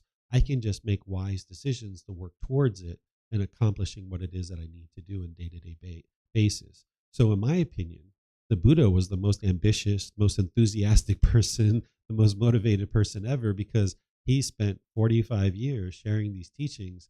And now here we are 2,500 years later, still talking about what he did because his teachings actually work. And he had goals, he had ambitions, he had enthusiasm and motivation, but he wasn't doing it with craving, desire, attachment. His goal was for his teachings to reach the entire world, but he knew it wasn't going to be in his lifetime because the language that he spoke wasn't a worldwide language. So he needed to put 45 years of effort into a goal that was never going to be achieved during his lifetime. But he didn't get sad or happy or angry because of it. He was just completely content knowing that he was moving things in a certain direction that would continue long after his death. And that's what you can do. You have certain goals for your children. You have certain goals for yourself. You have certain things that you're working towards. You can put wise decisions behind it, but you don't need to get angry or frustrated or even happy or excited when you actually accomplish or don't accomplish these things. So then you just added one more subtlety that you have to have when you have a goal. So for example, a practical application of it is that you instead of saying that all my students should get, or 80% of my students should get A's and B's, that is not having this kind of a goal versus having another goal that I'm going to do my best to reach as many kids as I can on this. Like, we have to choose our goals also carefully, because the goals themselves can become. Is that what you're saying? You could have a goal that all your students get A's and B's. That's a fine goal, but you're going to need to realize that that's not going to be accomplished every single time because of impermanence. Okay. And then when you see your students get C's and D's, you're understanding of that, but you don't get happy or sad with that. Now you just put wise decision making. You say, okay, I had 2 students that got a D. Let me work with them. Let me give them some extra homework. Let me consult with them and guide them so that they can get their grades up. But now you can do it without expectation, without longing, yearning, so you can do it calmly. Whereas if you had an expectation, if you had a long or yearning, when you talk to those students with D's, you'd be angry, you'd be frustrated, you'd be irritated and annoyed, and that's going to come out in your speech and your actions.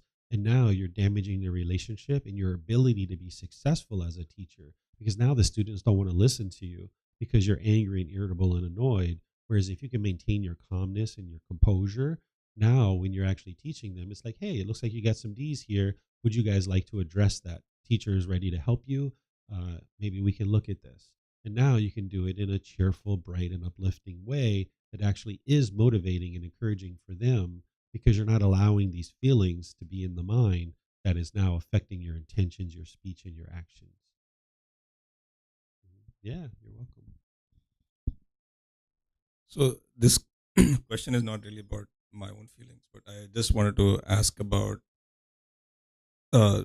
kids when they are, very young, like when they don't have their own discernment or judgment, or they don't need judgment, but the discernment of life around them. They're just looking at other people to, basically either tell them or guide them what to do, and they get into, because of maybe their, with the old karma or whatever, they get into situations like, sexual abuse, or an abusive parent, or things like that.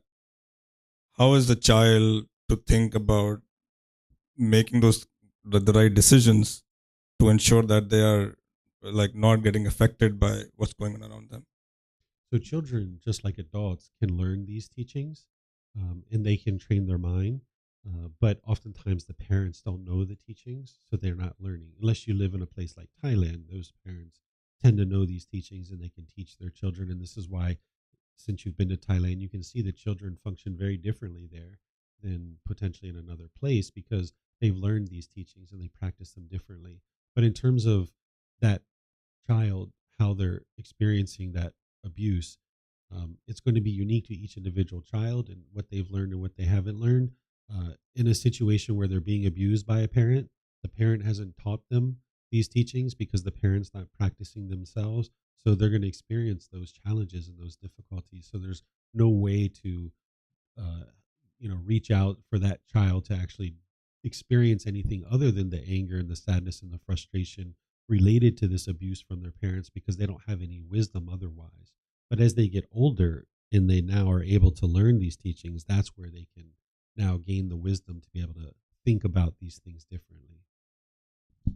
Just, even if they're not in the extreme situation, right? I mean, situations where the parents are putting a lot of expectations on the kids to, like, you have to go to Berkeley or Stanford, or, all these kind of things, that you have to be like, become a CEO, or you have to do this, or you have to be like a great musician, or things like that. I mean, we all do that to a certain extent. So even a subtle expectations becomes like really tough for the kids to kind of endure and make sure that they are doing all what the parents are expecting of them, and then think the weight on their mind that they have to kind of like,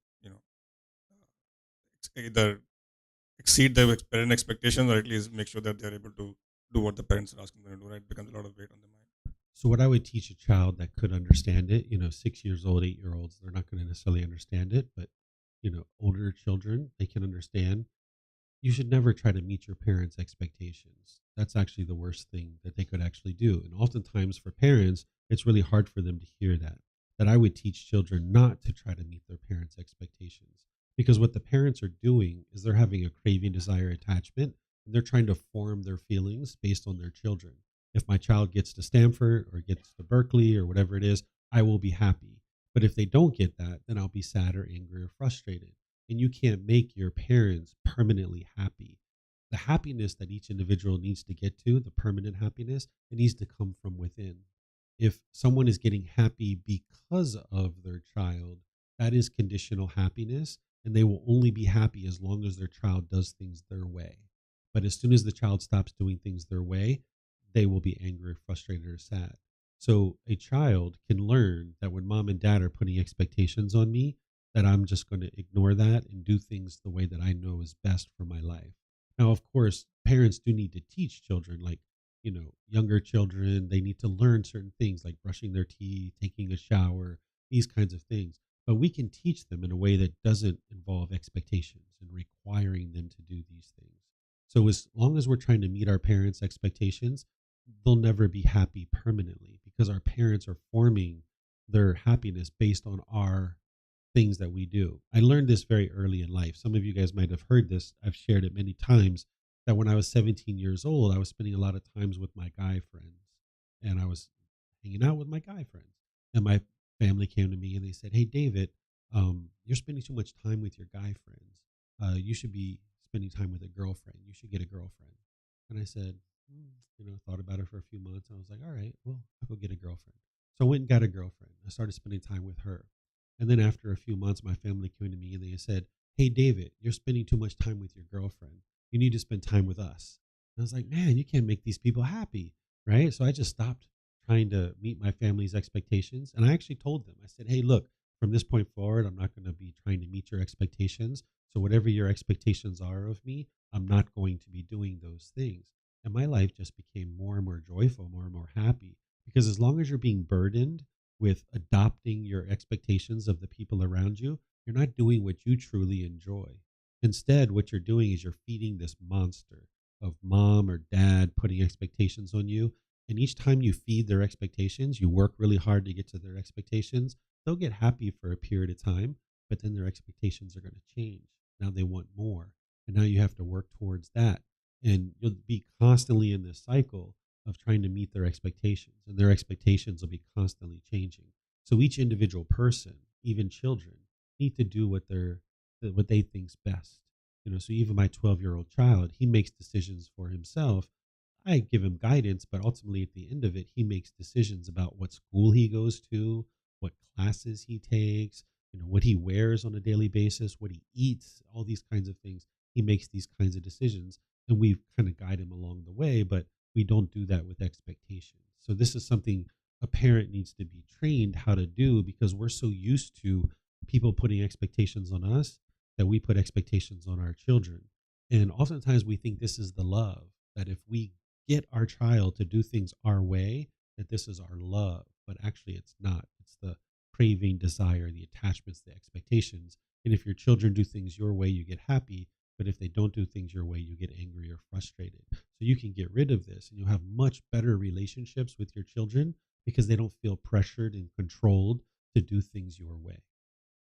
Thank you. It's very hard for an Indian parent to do this. Yes. I know Indian parents, Chinese parents, any parents. Yeah. So there's this true love, which we're not learning in this particular course, but there's this true love that oftentimes is polluted with expectations, where the parent is trying to control the other person. But when you get those expectations out of the way, your true love can shine through more and more. But that's something we can talk about if you guys like at some point.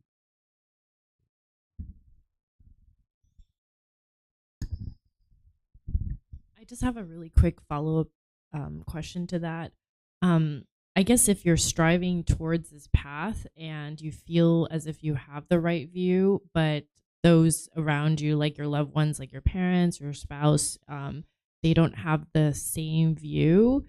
And how do you conduct yourself in a wise manner when they're putting their expectations or having wrong action or certain things that you struggle with? Do you just kind of shut down because you're not allowed to, that's conceit, right? Is to say that, you've found a better way or a better view. You can't really say that because that would be your conceit to judge their view versus your own view. So how do you conduct yourself in a world where there are many unenlightened minds, or including yourself. Mhm. You just do what you know to be wise. And if the people around you are getting angry or sad or frustrated because of it, you just know that that's them causing that themselves and not you. So if you were in a family where maybe they're putting expectations on you, like they want you to come visit them, they want you to have a birthday party for your child, or they want you to go on a family vacation, and they're pushing you and pushing you and pushing you to do this, you can just choose not to go. And then if they get angry, they're causing that themselves. And then they're going to have to let that go.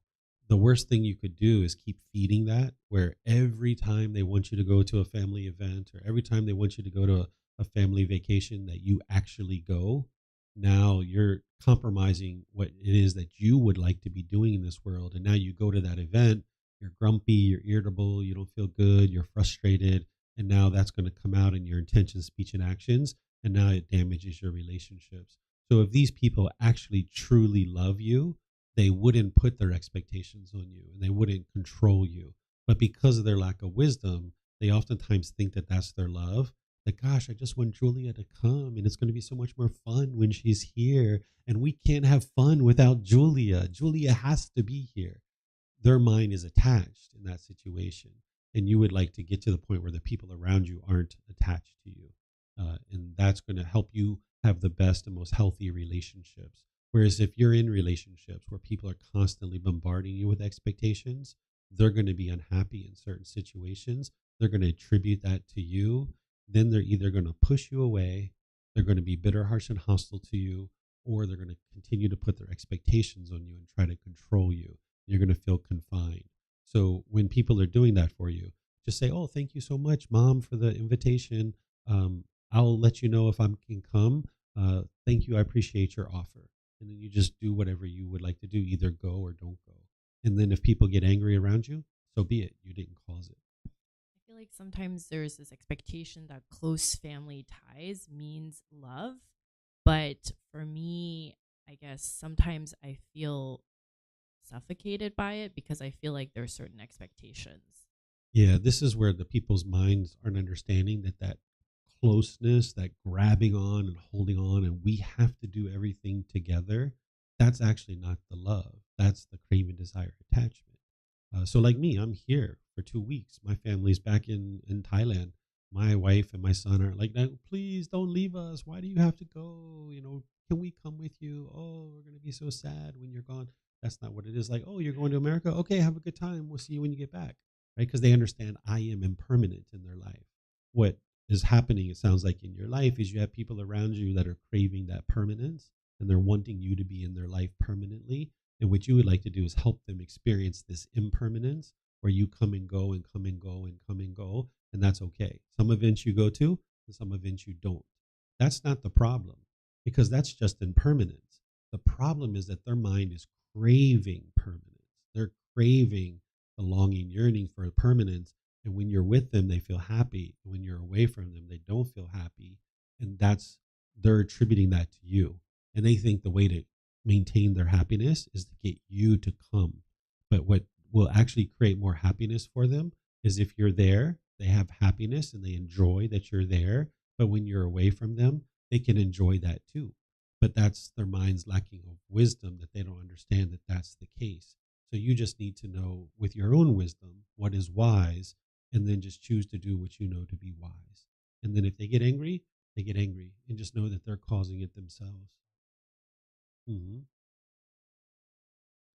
Okay, so I'm going to move on to right intention. It's not going to take me the same amount of time to teach right intention as it takes this one. This one is a really deep one. So this is the foundation, though, the right view. Because if you had wrong view, you would be blaming other people for the feelings that you experience. And why would you ever do anything to train your mind or train your mind? If it's everyone else that's causing you to be angry, then those people should be here learning. You're perfect. You go home and then send them here, and then everything will be fine, right? But that's not the way the world works. It's your mind. Their mind is having difficulties too. So the Buddha starts you off at the very beginning with right views so that you understand that it's your own mind that's causing these feelings. And now you understand why you are doing the training, right? And those other people haven't decided to do training yet. So here's right intention. This is the second one. So here the Buddha says, in what, monks, is right intention? the intention of renunciation, the intention of non-ill will, the intention of harmlessness. This, monks, is called right intention. So there's three things here: intention of renunciation, non-ill will, and harmlessness. What renunciation is where you're willing to let go and give up your false beliefs, your false opinions, your false views, and your unwholesomeness. There's certain things that are in your mind right now that are not serving you well at all. And if you held on to those things, you're not going to be able to experience enlightenment. So you're going to need to be willing to let go of your false beliefs and opinions and views. One of the very first false beliefs and opinions and views that you need to eliminate is that other people are causing you to be angry and frustrated and sad. If you held on to that, you're just going to keep being angry and frustrated all the time, right? So you're not bringing in new beliefs in order to get rid of your old beliefs. You're bringing in wisdom. And when that wisdom is conflicting with what you currently believe about the world, now you get rid of your belief. Because with the belief, you don't know what's true or false. You're just believing it. You haven't independently verified it. But when you independently verify these teachings and you can see the wisdom in them, now this wisdom that you're bringing in completely conflicts with the things you've believed your entire life. And you need to be willing to have the intention of renunciation to let that go and get rid of that. So essentially, this is like having an open mind, being willing to take in new wisdom. Because if you just held on to the things that you think you currently understand about the world, you're going to continue to be angry and sad and frustrated. So if you experience these feelings like stress and anxiety and loneliness and boredom and things like that, that's because there's certain things that your mind doesn't currently understand about the world. And if you just continue to hold on to those things, you would never be able to experience anything different than what you're currently experiencing. So by practicing the intention of renunciation, you're willing to let those things go. You have an open mind. You're willing to bring in the wisdom. And now when that conflicts with your current beliefs, you let those things go. And now you have wisdom. And now your mind is unshakable on that particular topic. So this is the intention of renunciation. And not only are you letting go of false beliefs and opinions, but there's certain unwholesome things that you're doing around your speech and your actions. You're going to need to be willing to let those things go. Then there's the intention of non-ill will. In English, when there's a double negative, it's a positive. So non-ill will is the same as saying goodwill. So you need to have the intention of goodwill towards all beings. Goodwill is a genuine interest in seeing all beings be well. You would like to have that intention or the thinking or the thought. Some people translate this one that way. They call it right thinking or right thought. So right intention is having the thinking or the thought of loving kindness for all beings, a genuine interest in seeing all beings be well. Then there's the intention of harmlessness, where you're disinterested or incapable of causing harm to others. Because as long as you cause harm to others through your speech or your actions or your livelihood, that harm is going to come back to you. So you need to get to the point where you're disinterested in causing harm to others. You can't cause people discontentedness. Just like your mind causes your own discontentedness, other people's mind is causing their discontentedness too. But you can cause them harm. Causing someone harm is to harm their material possessions, their physical body, or their reputation. If you cause harm to someone's physical body, their material objects, material possessions, or their reputation, they're going to want to harm you. And that's why the Buddha is teaching you to practice this intention of harmlessness, where you're disinterested or incapable of causing harm so that you're not continuing to put harm out into the world. And then he's going to teach you how to do that through the moral conduct section. Okay, so this is right intention, the intention of renunciation, non-ill will, and harmlessness. So now, in terms of just reviewing that, and then we'll take our break, is right view is the Four Noble Truths. Accepting responsibility for your own feelings, your intentions, your speech, and your actions. Understanding that what you experience in your day-to-day life is coming from your own decisions. It's understanding that your emotions and feelings are coming from your craving, desire, attachment, your longing, your yearning, wanting things to be a certain way. And if you get things your way, you get happy. But if you don't get things your way, you get angry or sad or frustrated. So right view is having the right view that it's your own mind that's causing these feelings. It's nothing external. Then there's right intention. Practicing the intention or the thinking or the thought of renunciation, being willing to let go. The intention of non-ill will, where you're practicing goodwill, having a genuine interest in seeing all beings be well, and the intention of harmlessness, where you're disinterested or incapable of causing harm to others. So any questions on any of this?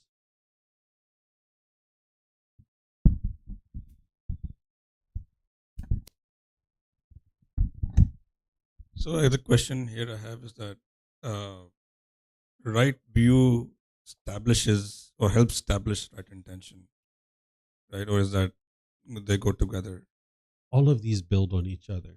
But yeah, having right view will help you to then practice right intention as well. And then that'll help you establish the moral conduct where that will come next, right? Exactly. Okay. I'm going to take this off because we have a question coming in on Zoom. Okay, so Sophia is saying, I feel like my discontentedness is sometimes not caused by permanence, but by wanting more. For example, wanting $200 in my bank account when it currently has 100. How does the second noble truth make sense of that? You're actually describing the second noble truth, right? That it's not the permanence that is causing the discontentedness, but it's this wanting. You said that it's the wanting the $200 that is causing your mind to be discontent. That is the craving, desire, attachment, the wanting, the longing, the yearning. The mind is wanting things to be a certain way. But now, because it lives in an impermanent world, it can't experience that permanently. So that's what's causing it. You're describing it exactly the way that is in the second noble truth. YouTube here.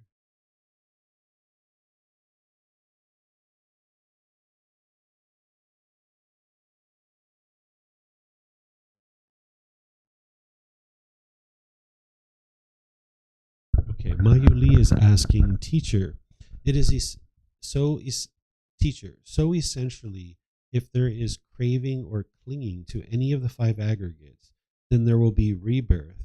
But if there is no craving or clinging to any of the five aggregates, there will be no rebirth. Am I understanding this correct, sir?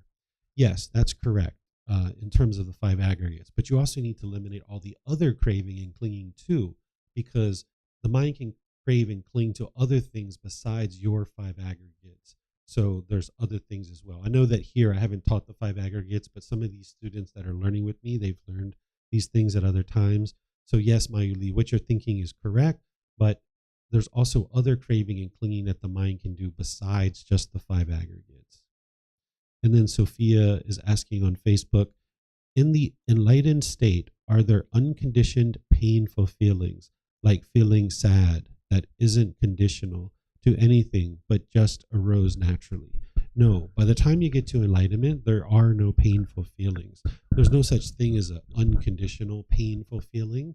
There's unconditional mental states that you experience in the enlightened mental state, where the mind's permanently peaceful or calm, serene, content with joy. There's other mental states too, like loving kindness, compassion, sympathetic joy, equanimity.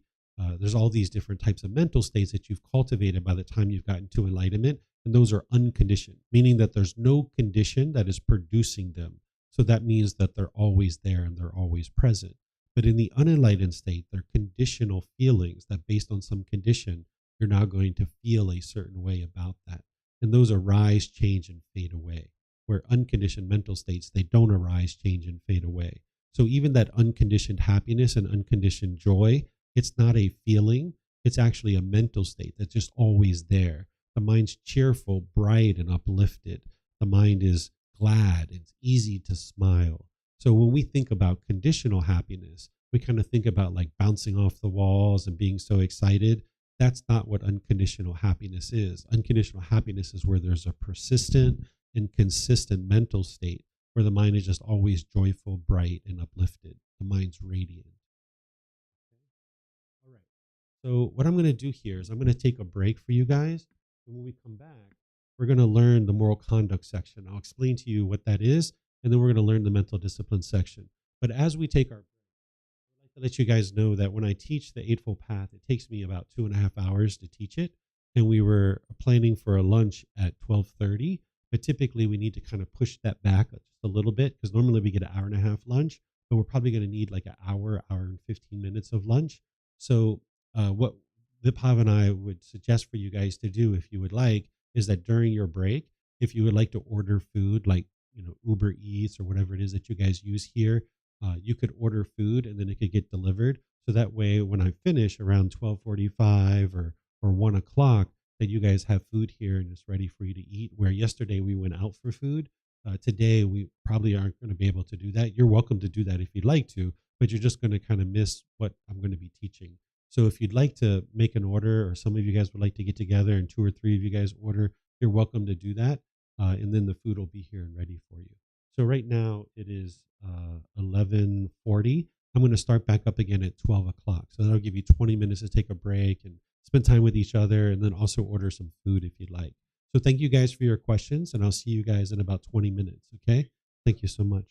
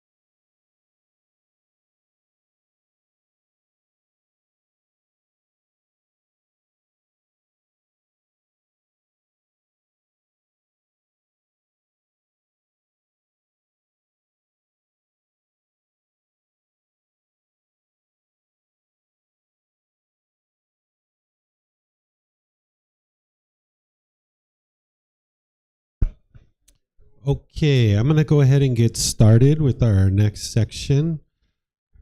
I know you guys have nice breaks, talking with each other, getting snacks and having conversation. Perhaps you guys had a chance to order lunch and all that good stuff. But I'm going to go ahead and get started with this next section so that you guys can continue on your journey here, understanding the Eightfold Path.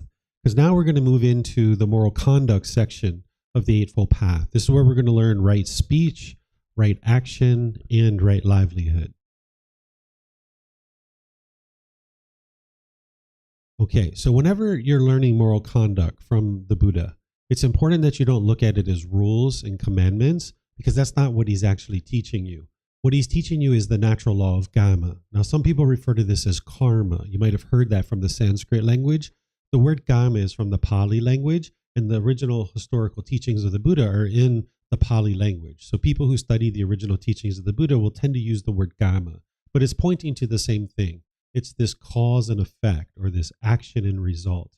It's not punishments and rewards. It's nothing mystical or magical. Nobody's controlling what you experience on a day-to-day basis. It's certain decisions that you're making that are leading to a certain result or a certain effect. So it's cause and effect, or action and result. If this translated to just one English word, I would just use that because it'd be easier for everyone.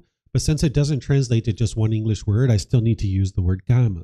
So whenever the Buddha is teaching you moral conduct, he's showing you wise decision making about how you interact in the world and how that's going to lead to either wholesome results for you or unwholesome results. So when we make decisions wisely about our moral conduct, we will experience wholesome results, or wholesome karma. And when we make decisions unwisely about our moral conduct, we will experience unwholesome results, or unwholesome karma.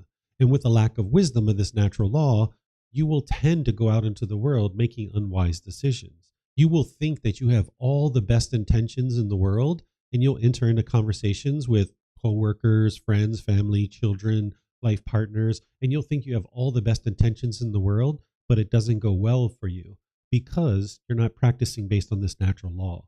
Once you understand this natural law and you practice it accordingly, you'll see that things will go very well for you in your day-to-day life because you'll be experiencing wholesome karma.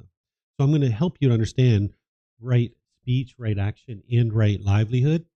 But just understand that this is the natural law of karma. The Buddha is helping you to be able to see the cause and effect and action and result of what you're doing on a day-to-day basis and what would be wise in terms of your conduct. Whether you choose to do these things or not, it's your choice. I'm not here to convince you of anything or tell you what you should or shouldn't do. You guys are all adults, but I'm helping you to be able to see this natural law of karma. And remember, from the Four Noble Truths, what the Eightfold Path is doing for you is it's helping you eliminate craving, desire, attachment, the longing, the yearning, the expectations. Because whenever you have that and you function through that, it's going to produce unwholesome results for you. When you're longing, yearning, wanting things, expecting things to be a certain way, it's going to produce unwholesome results. So here, under right speech, the Buddha teaches, and what, monks, is right speech? Refraining from lying, refraining from slander, refraining from harsh speech, refraining from frivolous speech. This is called right speech. So it's giving you four things here: lying, slander, harsh speech, and frivolous speech. And remember, you're not interested in believing any of this stuff because you've lived life long enough. You can take each one of these things and see that whenever you did it, it produced unwholesome results. That when you lied, people discovered those lies. And now people considered you to be unreliable and undependable. And now it damaged your relationships. And whenever you're lying, there's something that the mind is craving. It's wanting something. And if you tell the truth, you won't get what you want. So the mind lies in order to get what it wants, right? But now you damage your relationships in those situations.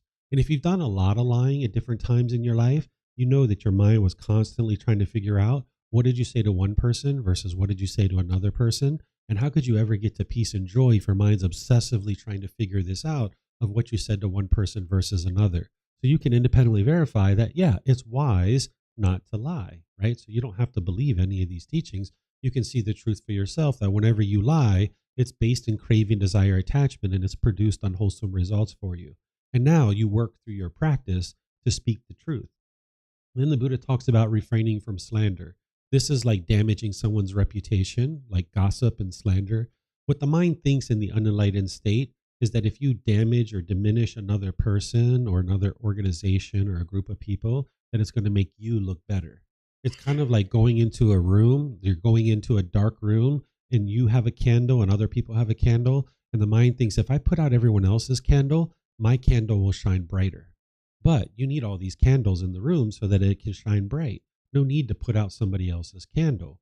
So when we damage other people's reputation through slander or gossip, there's the potential that harm is going to come back to you.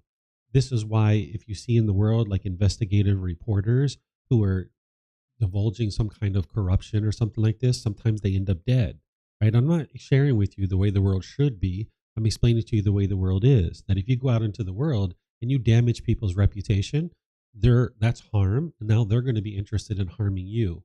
At the very least, when you have your back turned, those people are going to be gossiping about you. So if you've ever done gossip and slander, you know that when your back was turned, those people were gossiping and slandering about you.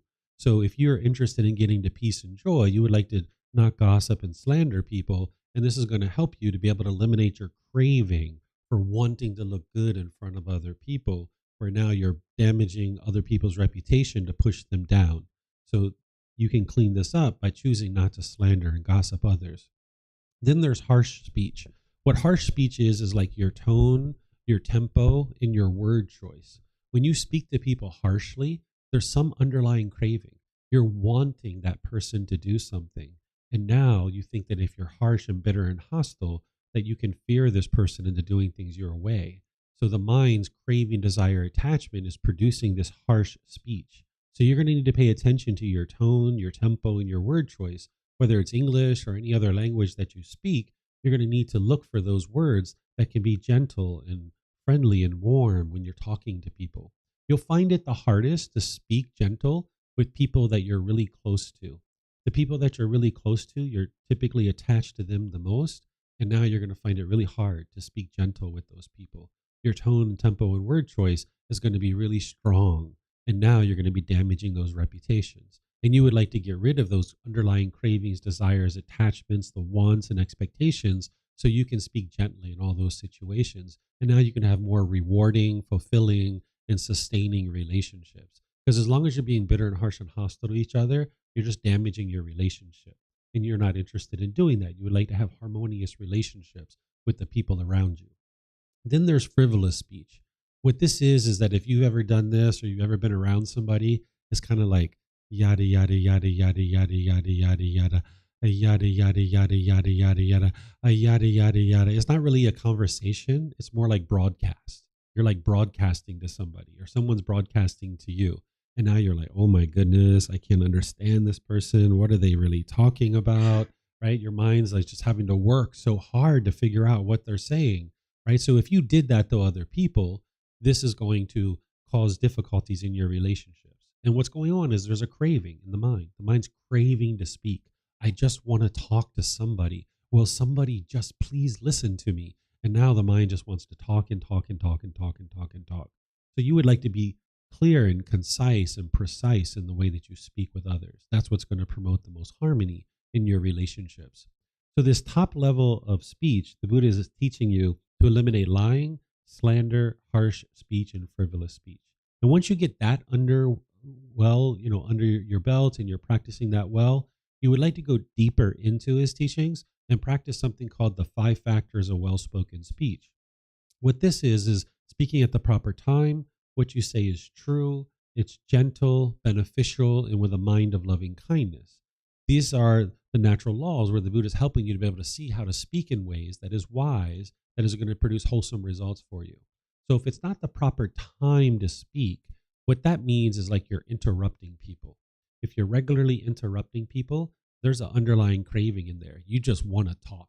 You're not even listening to even have a conversation. You're actually listening in order to respond. You just can't wait to jump in there to talk. You're not even listening to what the person's saying.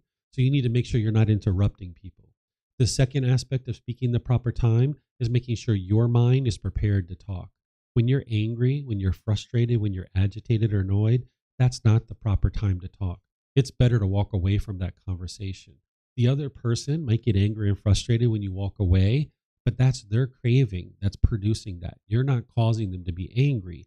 If you value their relationship and you would like to see this relationship become harmonious, the best thing you can do is when you notice your mind is getting angry or frustrated or even annoyed, it's better to walk away and protect your mind and have that conversation later. It could be a couple hours later or a couple days later, but it's not wise to sit there in that conversation because the only thing that's going to come out of your mouth is anger and hostility and bitterness, and you're just going to damage the relationship. So if it's not the proper time to talk, just walk away. The third aspect of speaking the proper time is making sure the other person's mind is the proper time to speak. Because if they're angry, if they're frustrated, maybe you're completely calm and peaceful. It's not the wise time to talk because nothing's going to get through. You guys aren't going to have a productive conversation. So ensuring that you're speaking the proper time is making sure you're not interrupting, that your mind is prepared to talk and the other person's mind is prepared to talk. So if you have a roommate, for example, and you got a notice in the mail that you haven't paid your rent and you've got 3 days and you're going to be evicted, and now your roommate or your life partner is coming home from work, it's not the proper time to talk, to jump on them as soon as they walk in the door, right? Let them come in, put their bags down, take off their shoes, maybe get some water, get some food. Now, they've been home for a little while. You say, hey, honey, is this a good time to talk? And they're like, actually, it's been a really hard day at work. So sorry. Okay, no worries. If you don't have a craving, you can talk about it tomorrow, right? Because you're not going to solve it today anyway, right? So just wait until tomorrow and then talk to them when their mind is better and your mind's better. But sometimes they're going to say, yes, what do you have? What would you like to talk about? And you say, oh, we got this notice in the mail. We haven't paid our rent. We should probably take care of that, right? So you like to make sure it's the proper time, that you're not just functioning out of craving, interrupting people, being angry and bitter and harsh, or their mind is angry and bitter and harsh. That's not going to produce the best conversations for you. Speaking the truth is also covered up top in the right speech. That's ensuring that when you speak, it's the truth. Not only not telling a deliberate lie, because you're not interested in telling a deliberate lie, but anything you say, you would like to be sure you verified it, that you know it to be the truth. Because if you're out there spreading conspiracy theories or just innuendos and things that you haven't necessarily confirmed for yourself, you're not speaking the truth. You would like to be a truth speaker, one to be relied on, not a deceiver of the world. This is the words of the Buddha, that you don't deceive the world, that you don't speak just about conspiracy theories and things that are unfounded. You would like to verify the things that you're saying so that when you speak, you know it's the truth. Speaking gently is also covered in the top one. This is where you pay attention to your tone, your tempo, and your word choice. You're going to need to be looking at the languages that you speak and maybe be creative about how you're speaking. Like in the English language, at one time we used to use things like sir and ma'am and thank you and please, and you don't necessarily hear those things very much anymore. In the language that I speak when I'm in Thailand, the Thai language, there's all kinds of words that we use to ensure politeness, kindness, friendliness, and respect. People can tell immediately as soon as you start talking whether you're being polite, kind, friendly, respectful. But in the English language, it's not always so easy, right? So you need to pay attention to your tone, your tempo, and your word choice, the way that you're speaking. You might need to look at words and vocabulary that you're not currently using, like sir and ma'am and please and thank you and things like this. And then some of you guys speak other languages besides English, and you're going to need to look at those languages and see how to soften that up. Because when you're speaking really harsh and hostile and bitter, even if you're just calling out to your kids to ask them to come downstairs, it can like, whoa, what's mom want? Like so jolting, like when you hear that calling out. So you would like to speak in a gentle way so that your tone, your tempo, and your word choice is nice and soft and gentle.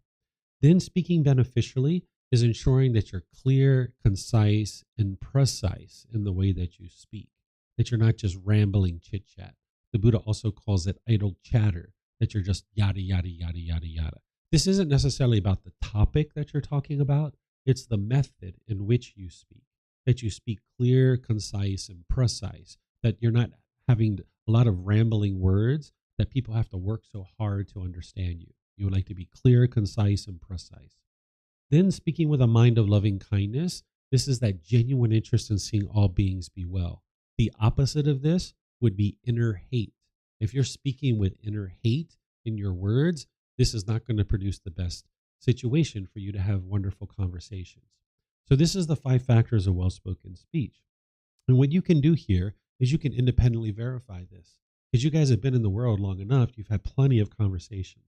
Look at the conversations that haven't gone well for you, that have ended in unwholesome results. You can look at these 5 factors of well-spoken speech, and you can see that you and or the other person missed some of these. You might have even missed more than one, right? If you've missed even one of these, it's going to have the potential of ending in an unwholesome conversation or unwholesome results. But if you missed 1, 2, or 3, or even 4 or 5 of these, then definitely that conversation ended in an unwholesome way. So you can reflect on this thing and say, oh yeah, I wasn't speaking gentle, or oh yeah, I wasn't speaking at the proper time. You can see that you've actually have experienced situations where you were experiencing unwholesome results, and it's because you weren't practicing these. But then you can look at the other side to independently verify it too. There's conversations that have gone well. In fact, at break time, you guys probably had lots of conversations with each other, and they went completely fine. They went well. And you can see in your life that you have been using these 5 factors of well-spoken speech without maybe even realizing it. Because remember, these are the natural laws. They affect you whether you're aware of it or not. So when you were using these without the wisdom of them, your conversations turned out just fine. They turned out wonderful. And you can independently verify that and see that to be true.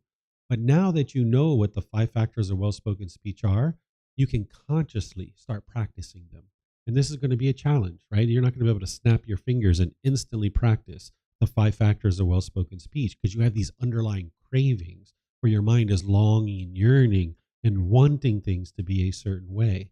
So you're going to need to restrain your mind, and you're going to need to be able to gradually practice, gradually train your mind so that you can gradually experience improvement. What we're talking about here is we're talking about developing something in Thailand that we refer to as barami. This is a Thai word, barami. What it means is the one who people listen to. So there's certain people in the village, different villages in Thailand that have barami. If you have barami, you're the one who people listen to. Each village has elders in the village that essentially are very successful in life, and people know they're successful. When I say that they're successful, I don't mean rich and wealthy, right? That's not a determination whether you're successful in life or not. When I talk about success, what I mean is you have successful relationships. If you have successful relationships, now you're successful in life. Money isn't an indicator of whether you're successful in life. That just means you know how to go out and make money, but you might not actually be successful in terms of your relationships and having harmonious relationships.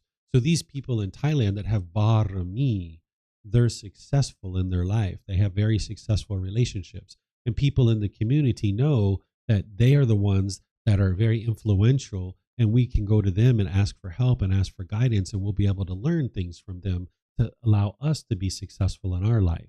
So if you would like to establish barami in your community, whether it's your personal life or your professional life, the one who people listen to, you're going to need to practice the 5 factors of well-spoken speech.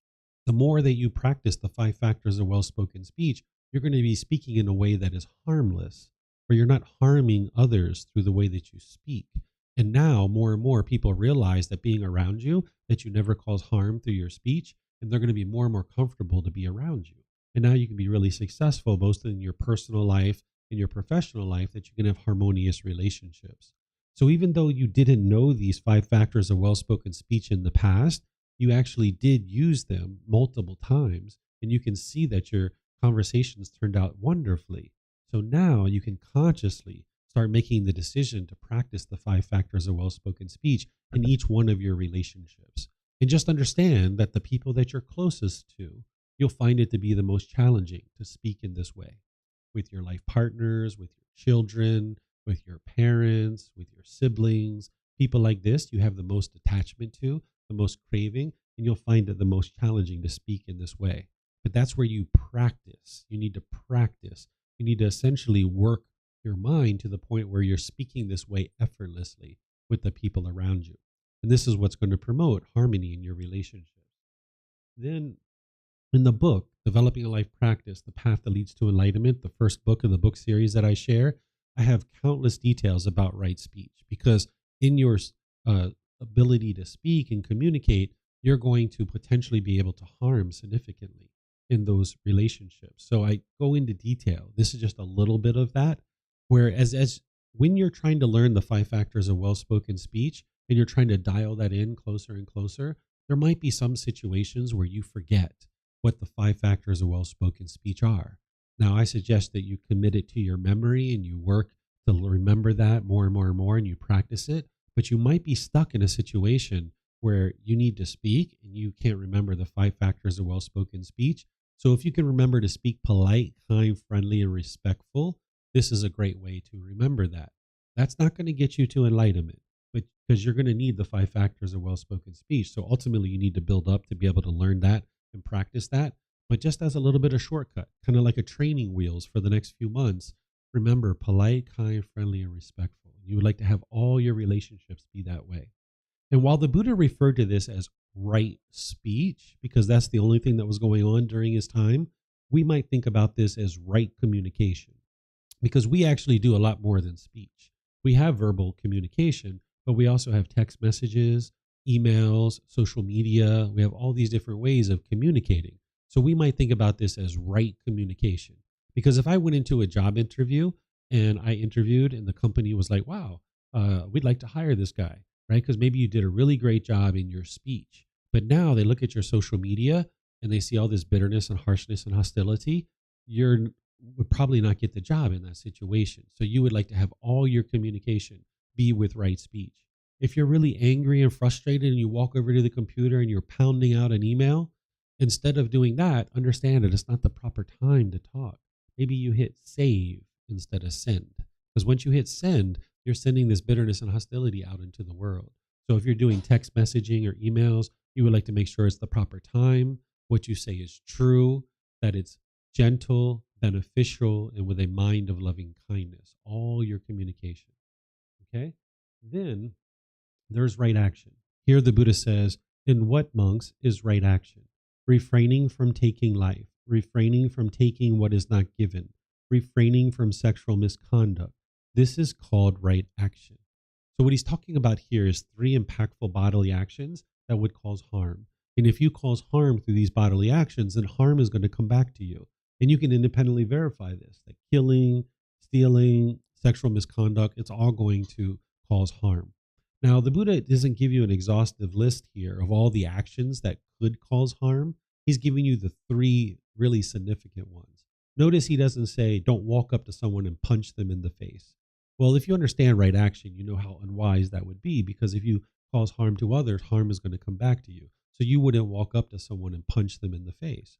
Notice he doesn't say, it'd be unwise to roll your suitcase through the aisle of a plane and bump into people's knees and run over their feet. But we know when we go on an airplane and we board an airplane, we don't do that because it's unwise. So the Buddha is talking about ensuring that your bodily movements and your actions don't cause any harm to others. And then he's just giving you 3 major ones. He couldn't have ever listed out all the individual actions because there's just too many, right? Planes didn't even exist during his lifetime. So if you understand this particular teaching, that it would be unwise to cause harm through your bodily actions, you can apply that to all aspects of your day-to-day life. Now, this taking life, taking what is not given, and sexual misconduct, when we talk tomorrow with the 5 precepts, the Buddha is going to expand that for you. And he's going to help you to understand with more illuminating language what that really means. But I like to hone in on the sexual misconduct one just for a moment, because sometimes when people see that, they might think that same gender relationships are somehow sexual misconduct. And sometimes people have been taught that. This isn't actually true. When you see what the Buddha taught about sexual misconduct, he talks about causing harm through your sexual conduct, where maybe you are having sex with a minor, or you're raping somebody, or you're going outside of your existing relationships. All of these things are going to cause harm in others too. So we're going to explore this in more detail.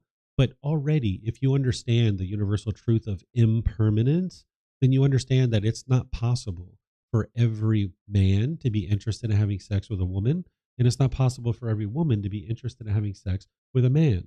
It's just not possible. From the very beginning of human existence, there's never been a time where everybody had sex with the opposite gender, because it's the universal truth of impermanence. So not everyone's going to be interested in having sex with the opposite gender, and that's normal. That's just impermanence. But there's people today that have craving for permanence. They want every man to have sex with a woman, and they want every woman to have sex with a man, and they get angry when they don't see that.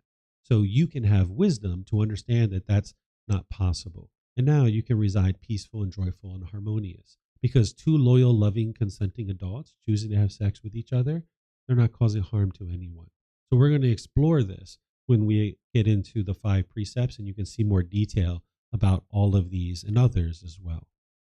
So right action, the Buddha does talk about some other actions, things like substances that cause heedlessness and gambling and things of this nature. So the Buddha does list some other bodily actions, but he doesn't give you all of them. You're going to need to understand this for yourself. Like right now, I don't see anybody poking each other in the eyes that you're sitting next to each other, right? Because you know that's unwise, right? You're not doing that. And that's why no harm is coming to you, because you're not causing any harm with your bodily actions. So when you cause harm, harm will come back to you. Okay, then we have livelihood.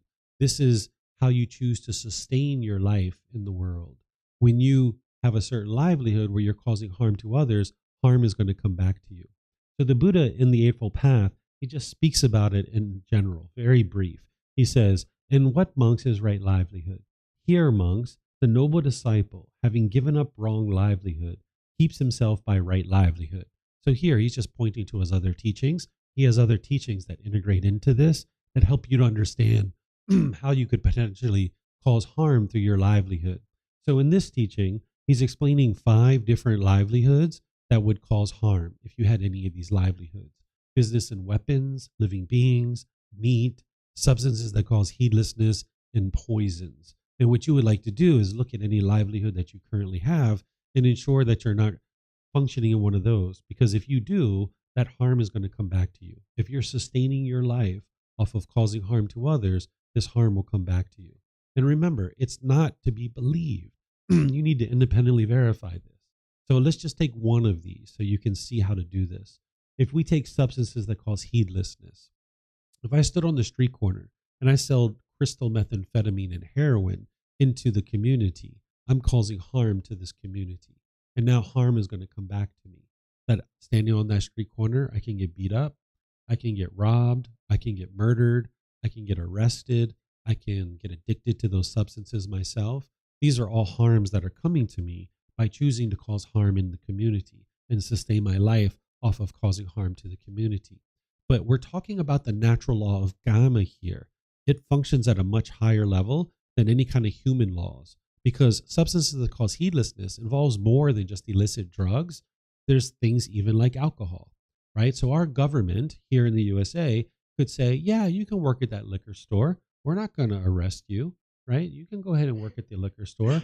But if you understand the natural law of karma, then you probably know, like, this is kind of unwise, right? Because I'm going to be selling substances that cause heedlessness.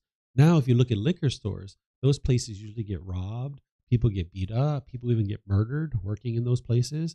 At the very least, you're going to be dealing with an intoxicated clientele that's going to be constantly coming in and being intoxicated and these kinds of things. And now how can you get to peace or joy having to constantly deal with intoxicated people, right? So you can see that the natural law of karma is functioning at a much higher level than human laws, because human laws are created by human beings. They're imperfect. And while we should always aspire to have better and better laws and apply them equally, it's just not possible, because human beings' minds are affected by these pollutions that the Buddha is teaching you. So if you understand the wisdom of the natural law of karma and you practice based on that, you'll never have any issues with your government. So this is one aspect of right livelihood. But then the Buddha teaches you how to perform your livelihood in a way that'll be successful for you. He's helping you to get to this ideal life where you have enthusiasm and motivation about the work that you do. So here he's explaining to you to eliminate scheming, flattery, hinting, belittling, and pursuing gain with gain. So scheming would be like corruption. So let's just say like I was a police officer or I was a politician. There's no harm in that, right? It's not one of those livelihoods of weapons, living beings, meat, substances that cause heedlessness or poison. So if I was a politician, I was like a mayor of a town, I'm not causing any harm by doing that. But if I was scheming, if I was corrupt, and maybe 10 or 15 years into my career, people find out about it, I wouldn't be able to potentially get reelected. And now I have difficulty sustaining my life. And now my family doesn't have the basic needs that they need in order to sustain their life. So the Buddha is teaching you that whatever livelihood you choose, be sure that you're not scheming or corrupt in that livelihood. Then he talks about flattery. What flattery is like insincere comments just to get people to buy things from you. So if you've ever been to a store before and when you walked in, they were like, oh, that shirt looks so beautiful on you. It really brings out the color of your eyes. You know, I got these great earrings over here that'll go really good with your shirt. And it's like, you see, they're just flattering you. You probably were turned off by that. You probably weren't even interested in buying anything from them, right? So if you are flattering people in your livelihood, this isn't going to help you to build enough wholesome karma to be successful as a business person or a salesperson or whatever it is that you do in your day-to-day livelihood. So the Buddha teaches you not to flatter people with insincere comments just to get them to purchase things from you. Then he talks about hinting. What hinting is like not being clear and concise and precise in the way that you communicate. So say that like all of us were on a project team and we were going to talk to the boss and we needed to give an update on where it is that we're doing. We would like to be clear, concise, and precise. If we go in there with a bunch of rambling, then the boss is not going to be able to understand what it is that we're doing, and we're going to have difficulties in our profession. So he teaches you to be clear, concise, and precise rather than hinting around. Then he teaches you to eliminate belittling. Belittling is where you're degrading or disparaging your coworkers, your business partners, or even your competition. Sometimes people do that. They think that that's actually wise to degrade your competition, and that's going to make you look better. But this is actually unwise because your customers are going to see this and they're not going to be interested in doing business with you because people do business with people. They don't do business with businesses. They do business with people. And as a person, if you're belittling other people, they're not going to be interested in doing business with you. And you're going to find that it's challenging for you to be successful in your career. So there's no need to belittle other people. If somebody asks you a question about your competition and you don't have anything nice to say, then don't say anything at all, right? Just say, I'm not quite sure what what they do. I can share with you what I can do for you, and here's what I'm able to do for you, but I'm unsure what they actually do. That's the way you can easily say it, rather than, oh, we do it this way and they don't do it this way, right? If you're just constantly belittling people and degrading and diminishing others, this isn't going to go well for you in a professional environment. Then there's pursuing gain with gain. What this means is that if you've ever had a job where you really didn't care about the work that you were doing, you didn't care about the product or service, you were just showing up for the paycheck and that's all you cared about, you probably were really unmotivated and you didn't have enthusiasm going to that work each and every day, right? Where you just kind of dragged yourself to work. All you cared about was the money. And in this situation, you're not going to have much enthusiasm and ambition going to work each day. So what the Buddha is helping you to do, among other things, with this right livelihood is get to the point where you have ambition and enthusiasm and motivation to go to work each day. Because work doesn't have to be a 4-letter word, right? It doesn't have to be, a place that you drag yourself to every day. Because if you're creating all this peace and joy in your life, but 8 or 10 hours a day, you're somewhere that you just despise being there and you don't enjoy it, how could you ever get to peace and joy? So the Buddha is helping you to be able to see how to get to a livelihood that you feel enthusiasm about, that you enjoy. Like when your alarm clock goes off in the morning, it's like, sweet, I'm going to go to work today and I'm going to have a lot of fun. This is going to be enjoyable, right? So you can create that for yourself.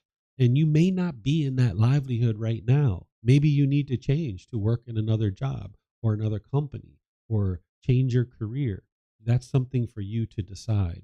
There's deeper teachings beyond this from the Buddha in order to help you get to that livelihood that you feel enthused and motivated about. This is what's called the first fold of purification. There's a second fold of purification. And if you're interested in seeing that in the book series that I share, it's in volume 12, chapter 14. So in there, you'll see the words of the Buddha and you'll see words from me that are going to help you see that. It's volume 12, chapter 14.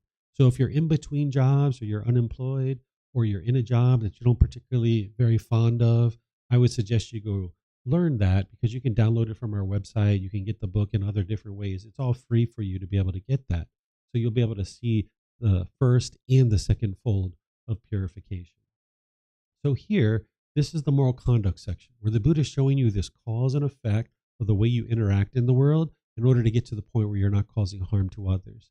He's teaching you right speech that ensure to not cause harm through your verbal conduct. But remember, we can consider this right communication because we really do verbal, text, chat, post, emails.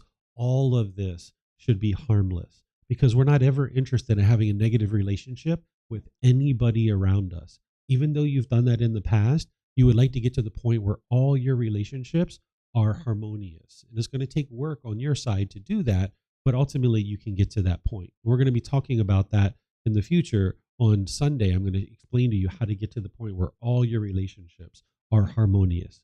Then you would like to practice right action, which is there's no harm through your bodily conduct and the way that you interact through your body, that you're not causing harm through any kind of bodily actions.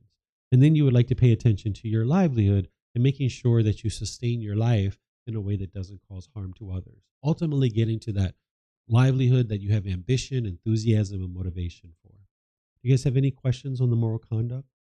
Yep.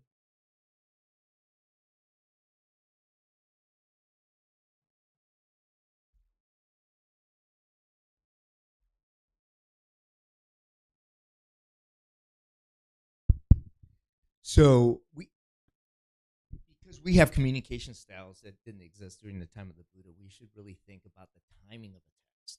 Even though we may not have wrong intention in how we communicate it, if we have wisdom in knowing that they would receive it incorrectly, then we should use another mechanism. Is that a correct way to think? Yeah, that's very wise. But also with the proper time, you don't always know when they're going to read your text. So if they choose to read it when their mind is angry and they get more angry because of it, of course their mind's causing that.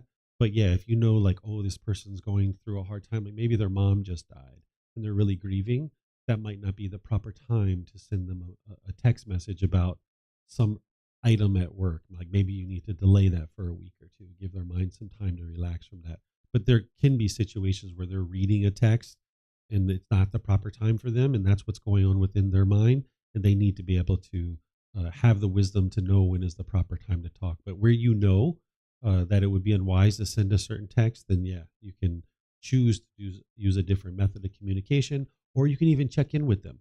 You can even call them up and say, hey, how are you doing? How are things been going? I know that your mom just passed away. That's so unfortunate that's happened. How are things going for you?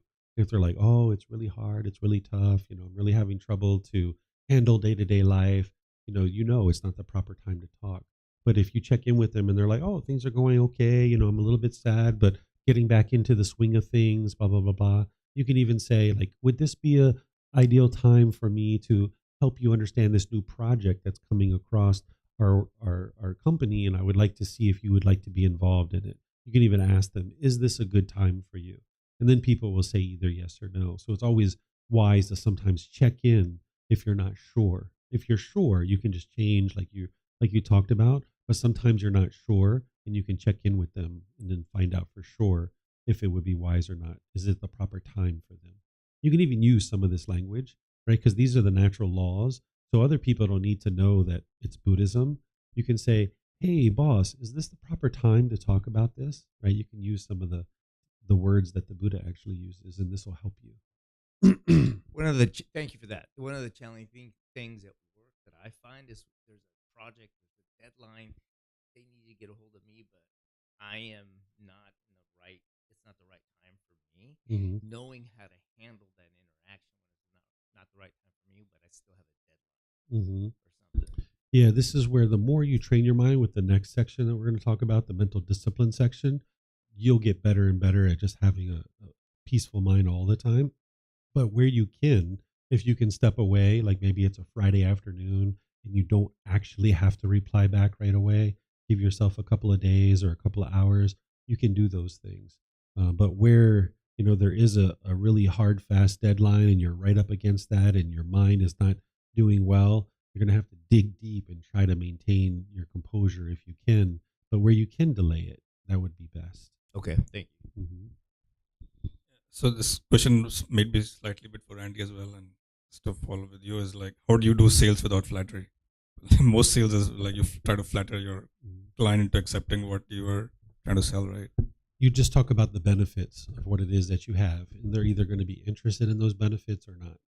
You don't need to flatter them, because that's just going to produce unwholesome results for you. Because ultimately, if your mind is craving the money, because maybe you're working on commission and you're craving those pleasant feelings, because when you get a sale, you get so happy. And when you don't get a sale, you feel sad. If you're craving that, you'll resort to something like flattery just to meet your numbers. Where what you would like to be able to do is just talk about the benefits of your product or service, and that person's either going to be interested in having that or not. The ultimate goal isn't to just make a sale and make money. The ultimate goal is to have sustaining and healthy relationships throughout your life. And if you just go around flattering people, you're not going to be able to build long term sustaining relationships. Because if you have healthy relationships, you'll always have money.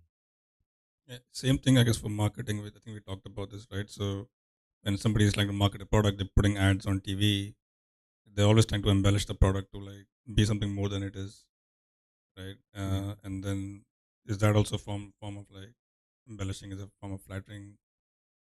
I wouldn't call it flattery, because when you're flattering, it's like you're talking about the other person in an insincere way, just kind of flattering them about their body or who they are or their achievements or something like that. But if somebody is marketing a product and let's just say the battery lasts for 5 hours, but they're marketing it as it lasts for 12 hours, then that's a lie, right? So that's wrong speech. So that is going to produce unwholesome results, because now more and more and more customers are going to find out that this battery doesn't last for 12 hours, it lasts for 5 hours. Now your company is going to build a unwholesome reputation in the community, and you're not going to be able to sell your products, and your company is going to ultimately collapse. Thank you. Mm-hmm.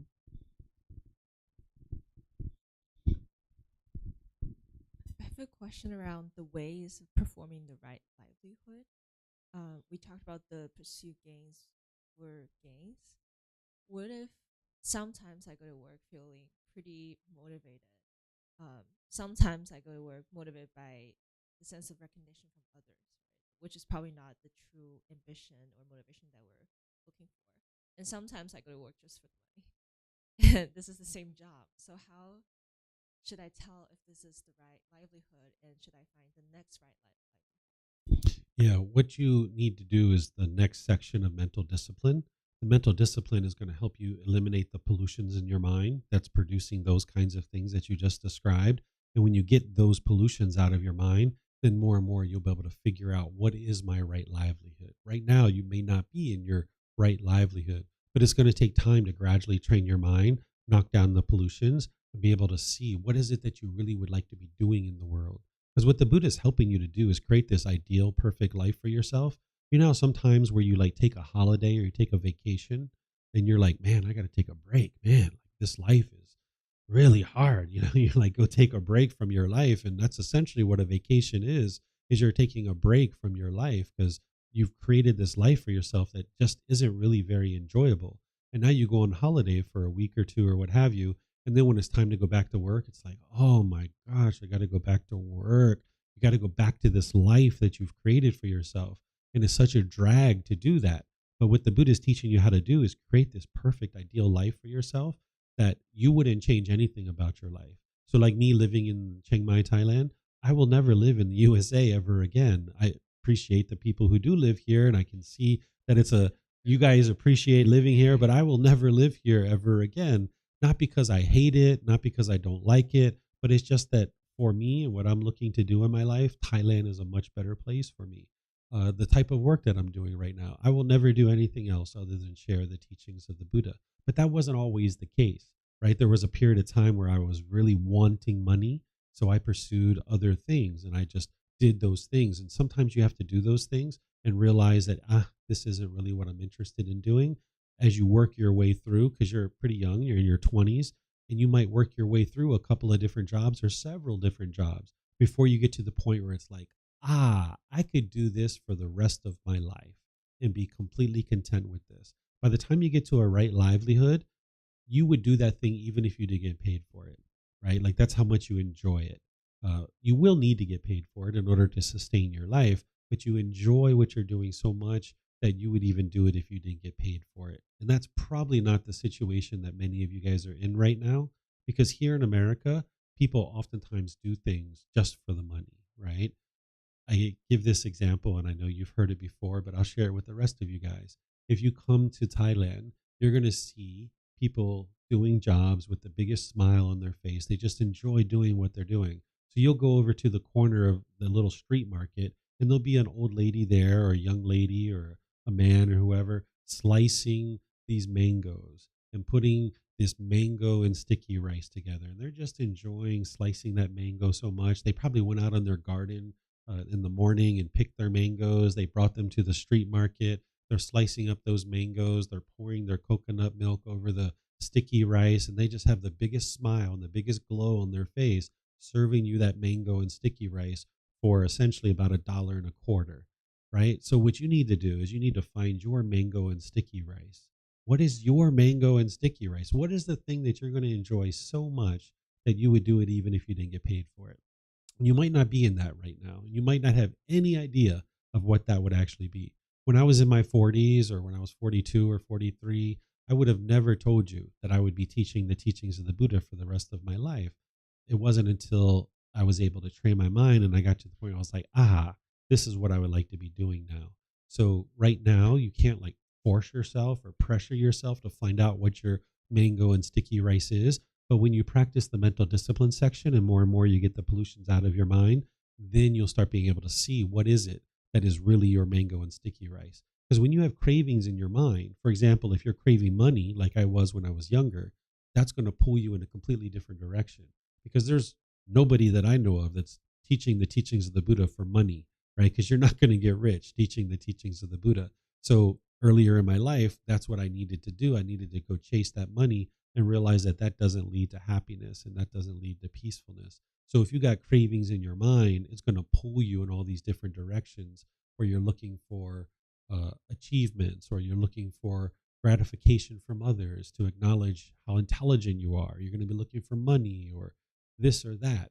And as long as your mind's being pulled in all those different directions, you won't be able to find what is it that I truly enjoy and what is it that I truly like to be doing in this world. So the mental discipline section is really important. Thank you, Teacher David. What if you have like a patient or client who has frivolous speech and you're sort of their practitioner, and in a way, listening to them quenches their craving? So is that generosity, or do you need to cut them off for your own mental well-being? Mm-hmm. This is all it's going to be unique in each situation. There isn't just one way to approach this, because each day is a little bit different, right? Like say you have a brand new client or patient, because I know you're an eye doctor. They come in maybe the first, second, third appointment. You're just listening to them and understanding, and you're like, by the third appointment, you're like, wow, this person is coming here to talk. They're not even interested in glasses or having an eye exam or anything. They're just interested in talking. So maybe like by the fourth appointment, you listen to them for a little bit, and then that's when you're like, hey, I've got some other clients I need to spend time with. It's been great to help you. This is what I can do for you, and maybe you end it, right? But if you did that at the very beginning with every single client or every single patient, you wouldn't have a very successful practice. So in some situations, you might decide to cut it off and kind of move on, but you like to do that skillfully, where you just kind of excuse yourself out of the room. You say, hey, I've got some other appointments. It's been nice to help you, and perhaps I'll see you in the future. And you just kind of excuse yourself. But in other situations, maybe you do sit there and you listen, and that's wise for you to be able to do that. But at any point that your mind's becoming agitated or angry or annoyed, the Buddha teaches you to do what's called protecting your own contentedness, because you have these 6 doorways where you're taking in contact through your eyes, your ears, your nose, your tongue, the body, and the mind itself. And when you're having contact through these, if you have a craving, desire, attachment in your mind, it's going to get triggered, and now you're going to experience discontentedness. So the Buddha teaches you that you need to always protect your doorways. So if you were in an appointment with a patient, or say you and your husband were at home and you're having a conversation and you're noticing the anger come up, that's where you would like to just kind of step away. And this is going to protect your contentedness. And that way you're not speaking at the improper time and having harsh speech and things like this. Thank you so much. And then my other question for right livelihood is, what if, for example, as an individual, a citizen of a country, you're drafted to be a soldier and you realize that that's weapons and dealing with people's lives, and you're not interested in that, how do you skillfully like act on that? Yeah. So at this point in my life, if that occurred, I would not go to war because I know how unwise that is. I'd rather sit in jail for 5, 10, 15 years rather than go off into war and kill somebody. Or I just leave the country and try to go somewhere else. And that's what some people do. We see that happen in Russia, that as people are being drafted, they left. And a lot of people just left, right? So there's always those kinds of options for someone to consider. I've even had a student one time who was Israeli, and he was drafted very young into the war.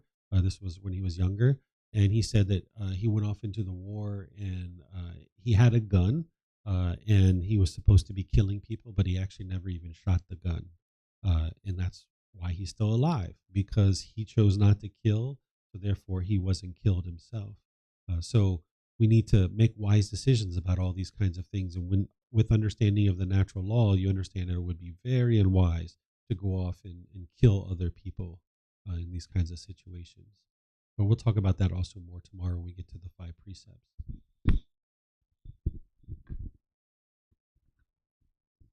So my question is around in the livelihood. There are two like streams of thought that people ask or people tell you, right? There's one thought is that you follow your passion no matter what, right? You just go out do something that you truly believe in, and oftentimes not every time, but oftentimes that's associated with craving, and then you end up in doing something that uh, after a while the passion just like is not there, or you don't actually you thought you had a passion for something, but really you end up doing that something, that passion fades away after a while, right? And then you kind of end up miserable in some ways. And the other thought, the school of thought, is that you find something to good, and even if you're not passionate about it, and you become good at it, that at some point of time you become passionate about it, and then and maybe then you like it in a way that will actually you'll love it, and then you will actually become your right livelihood, so to speak. So what is your kind of thought on that, and how do you think about these things? Yeah, so this is the part of the lack of wisdom that we have, that we are encouraged, and maybe we encourage other people to follow our passions. And we think that that's actually a good thing. A passion is just another word for craving, desire, attachment. And that's why you might have that really strong when you first get started. But then as you do that, it burns out. And now you feel like, I'm so bored in this job, or it feels so mundane. Because at the beginning, you had all this strong craving, desire, attachment, which is being called a passion. And now you pursue that, and then you get to a certain point where it burns out, and now it's not sustainable. And now you need to switch to another thing, another hobby, another activity, another career, or what have you. But what the Buddha is teaching you how to do is make a choice about your livelihood that is not based in a craving, desire, attachment, but what is based in something that you thoroughly enjoy and you have ambition, and it's not going to burn out. So I will never get tired talking about the teachings of the Buddha. I will never get exhausted talking about the teachings of the Buddha, because I don't have a craving to share it, so it will never burn out. I don't have a passion to share the teachings of the Buddha. I have dedication. I have commitment, right? That's what I have.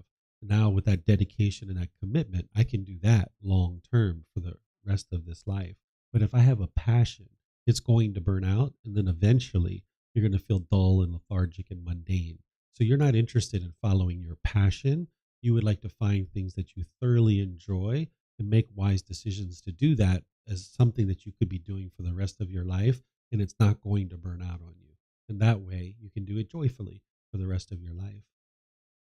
Mm-hmm. Yes, ma'am. Do we only have one mic now? I'm not sure where the other mic is.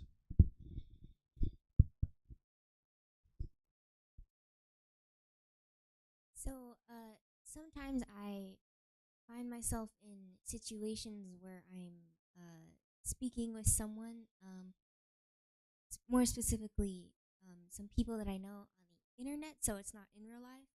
So I'm not physically speaking to them, but sometimes I find myself in situations where they say something and I'm not really sure of how to respond based on the 5 factors of well speech or right speech in general. And what I decide to do is not respond, but with with the specific person, I know that they have a craving for me to respond. Um, and I know that they would get upset if I don't respond in a certain way. So I'm wondering if deciding to step back when I'm not sure how to respond to what they say and to kind of leave it, especially when it's just on social media where they're not physically in front of you, would that be a good decision?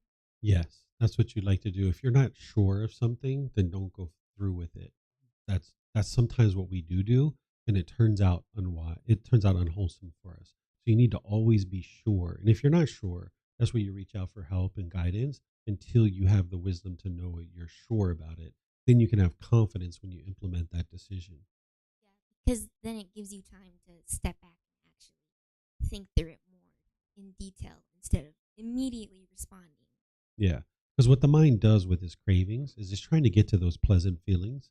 And it thinks if I hurry up and do this thing, I'll get to my pleasant feelings. It's almost like a drug. And you're trying to restrain the mind and pull it back from that and say, no, no, no, no. It's not about chasing pleasant feelings.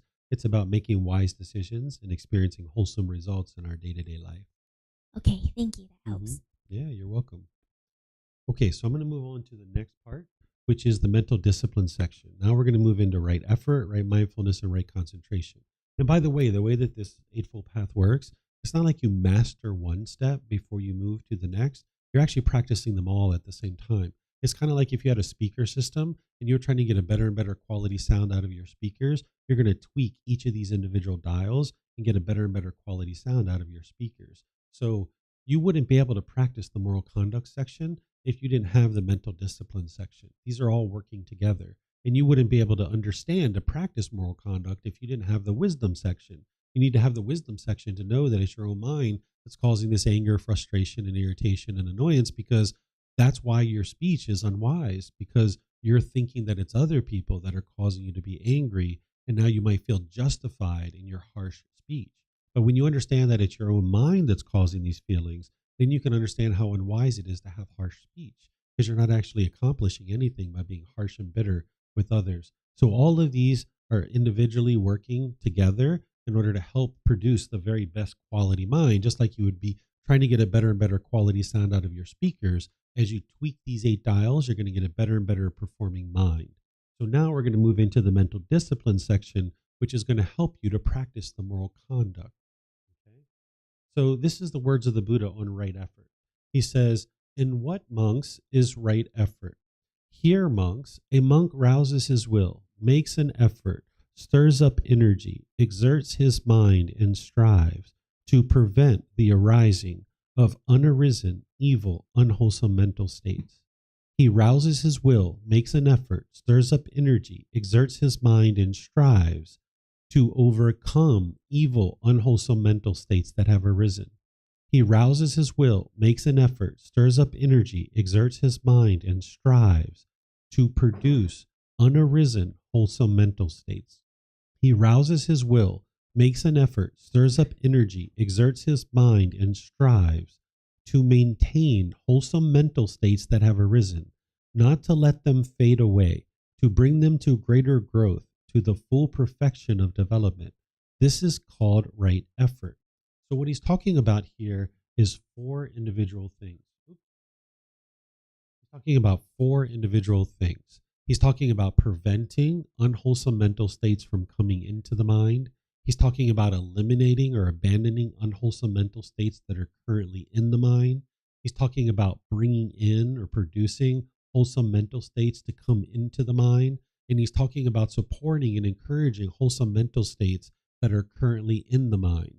And you're going to need to apply effort to do this.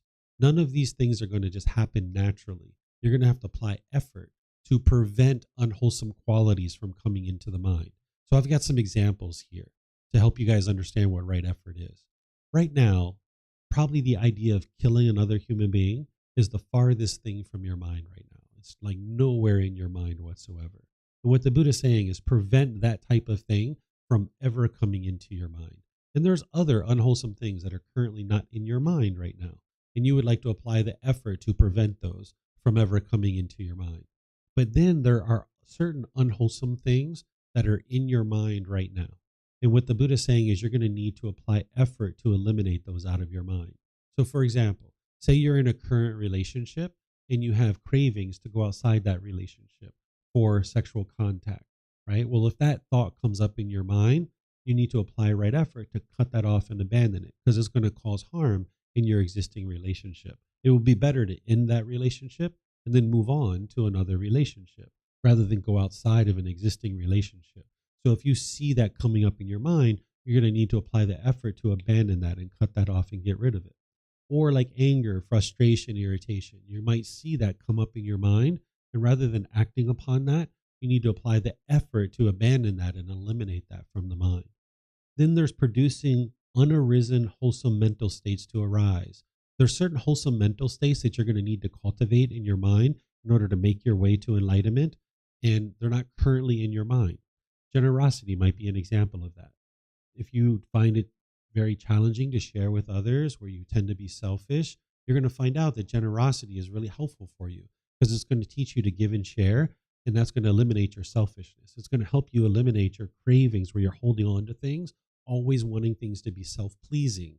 So you're going to need to practice a certain amount of generosity in order to be able to make your way to enlightenment. So if you find that it's hard to share with others and you find your mind to be somewhat selfish, you're going to need to apply the effort to bring in this generosity into your mind. Or say something like compassion. Compassion is the concern for the misfortune of others. So this is like if somebody's having a difficult time, the opposite of compassion would be like indifference. Like you could care less. It's like, that guy's homeless. Who cares? It's not my friend. It's not my family. I don't care.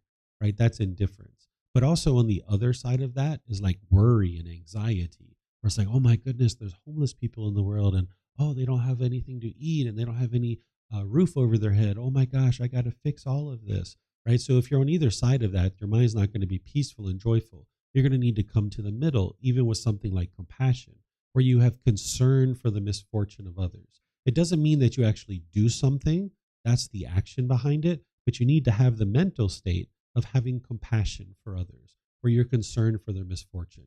And where you see your mind is indifferent, or you see your mind as worry or having anxiety, you're going to need to apply the effort to bring in this compassion where you can bring it from the middle. So if you don't have compassion in your mind, you're going to need to bring this into the mind. Then there's maintaining wholesome mental states that have arisen, not allowing them to fade away, and work to increase their growth in the mind. What this is there's certain wholesome mental states that are currently in your mind, but they haven't been brought to full growth, full perfection, and full development. An example of that might be loving kindness. In some situations, you're probably loving and kind, where you have a genuine interest in seeing others be well. But then in other situations, you're angry and you're frustrated and you're bitter and you're harsh. That's the opposite of loving kindness. And that's because your loving kindness hasn't been brought to full growth, full perfection, and full development. So where you see that's the case, you're going to need to apply effort to arise your loving kindness in your mind to bring it to full growth and full perfection. Sympathetic joy. This is joy for others' success, even if you didn't contribute to it. So the opposite of this would be jealousy or envy. So if you have jealousy or envy in your mind, you're not going to be able to be peaceful and joyful permanently. So maybe in some situations, you have sympathetic joy. Maybe you've been to a place like Thailand and someone at work is saying, hey, I'm thinking about going to a trip to Thailand. And you're like, oh, you're going to have a great time. I was in Thailand. You're going to have a really good time. Enjoy yourself. It's hot, right? But you're going to have a good time when you're there, right? And you just kind of encourage them and you're very joyful for their success, even though you didn't contribute to it. But then in another situation, maybe you're at work and people are applying for a promotion and you're applying for a promotion. Maybe there's 3 or 4 people that are applying for this new position and they get the job instead of you. Maybe now you're jealous, you're envious. It's like, man, I wanted that job. They come by your desk and they're like all gloating and boastful, like, yeah, I got that new job, right? And you notice this jealousy and envy coming up in your mind. That's because the sympathetic joy hasn't been brought to full growth and full perfection and full development. So you're going to need to apply the effort to bring that up in the mind. And that's what right effort is, that you prevent unwholesome qualities from coming into the mind, that you eliminate certain unwholesome qualities that are in the mind, that you bring in wholesome qualities that are not currently in your mind, and then any wholesome qualities that are currently in your mind, you support those and encourage them and don't allow them to fade away. So this is right effort. Then there's right mindfulness. I'm going to do the same thing. I'm going to read this and then I'll teach it to you. The Buddha says, "In what, monks, is right mindfulness? Here, monks, a monk resides reflecting on body as body, dedicated, clearly aware, and mindful, having put aside craving and worry for the world. He resides reflecting on feelings as feelings, dedicated, clearly aware, and mindful, having put aside craving and worry for the world.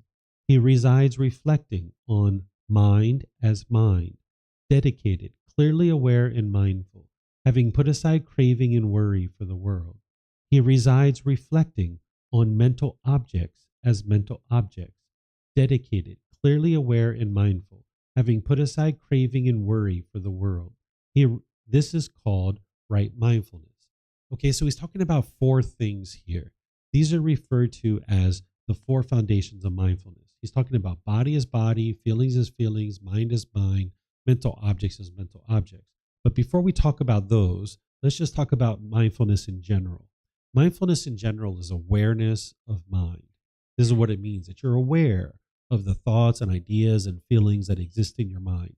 This might be where you hang out for a while, that you like to just build some general awareness of your mind. Now, many people are using this word mindfulness in modern conversations, but they're not necessarily using it in the way that the Buddha talked about it. Someone might say, "Can you mindfully carry this glass of water to the table?" What they're saying is, can you carefully carry this glass of water to the table? So other people might be using this word in a way that the Buddha didn't use it, but I encourage you to think of it and use it in the way that the Buddha used it, because you're going to need to bring your mind to the understanding that the Buddha had in order to be able to make your way to enlightenment. So what mindfulness means is awareness of mind. And even if other people are using it a different way, that's fine, that's on them, but you'll understand that it means awareness of mind. But more specifically, it's referring to the four foundations of mindfulness. This is where you have awareness of your bodily sensations, your feelings, the condition of the mind, and the mental objects. This is what's going to help you to transform your mind. What the Buddha's talking about with bodily sensations here is he's talking about those bodily sensations that occur when you're about to get some discontent feeling. If you think about times in your life, before you get angry, there's some bodily sensations that are occurring. You may or may not even be aware of them right now. There might be, for anger, there might be tingling in the body rising up towards the head. There's tightening in the chest, tightening in the throat, maybe heat in the face, pressure in the skull. This is like an early warning system. It's alerting you, hey, your mind's about to get angry. Hey, you're about to get frustrated. You're about to get agitated or annoyed. And you have an opportunity to apply right effort to cut that off and let it go. Because if you can cut it off and let it go as a bodily sensation, you just saved your mind the opportunity to be able to get angry or frustrated or irritated. You're not suppressing your feelings here. You're actually cutting them off and letting them go before it becomes a feeling.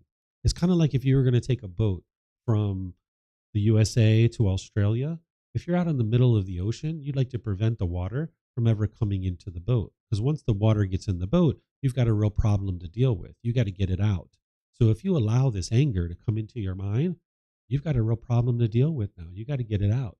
But if you can prevent it from ever coming into the mind, hey, smooth sailing all the way to harmonious relationships, right? So when you notice those bodily sensations coming up, that's an early warning system alerting you, hey, you're about to get angry or frustrated.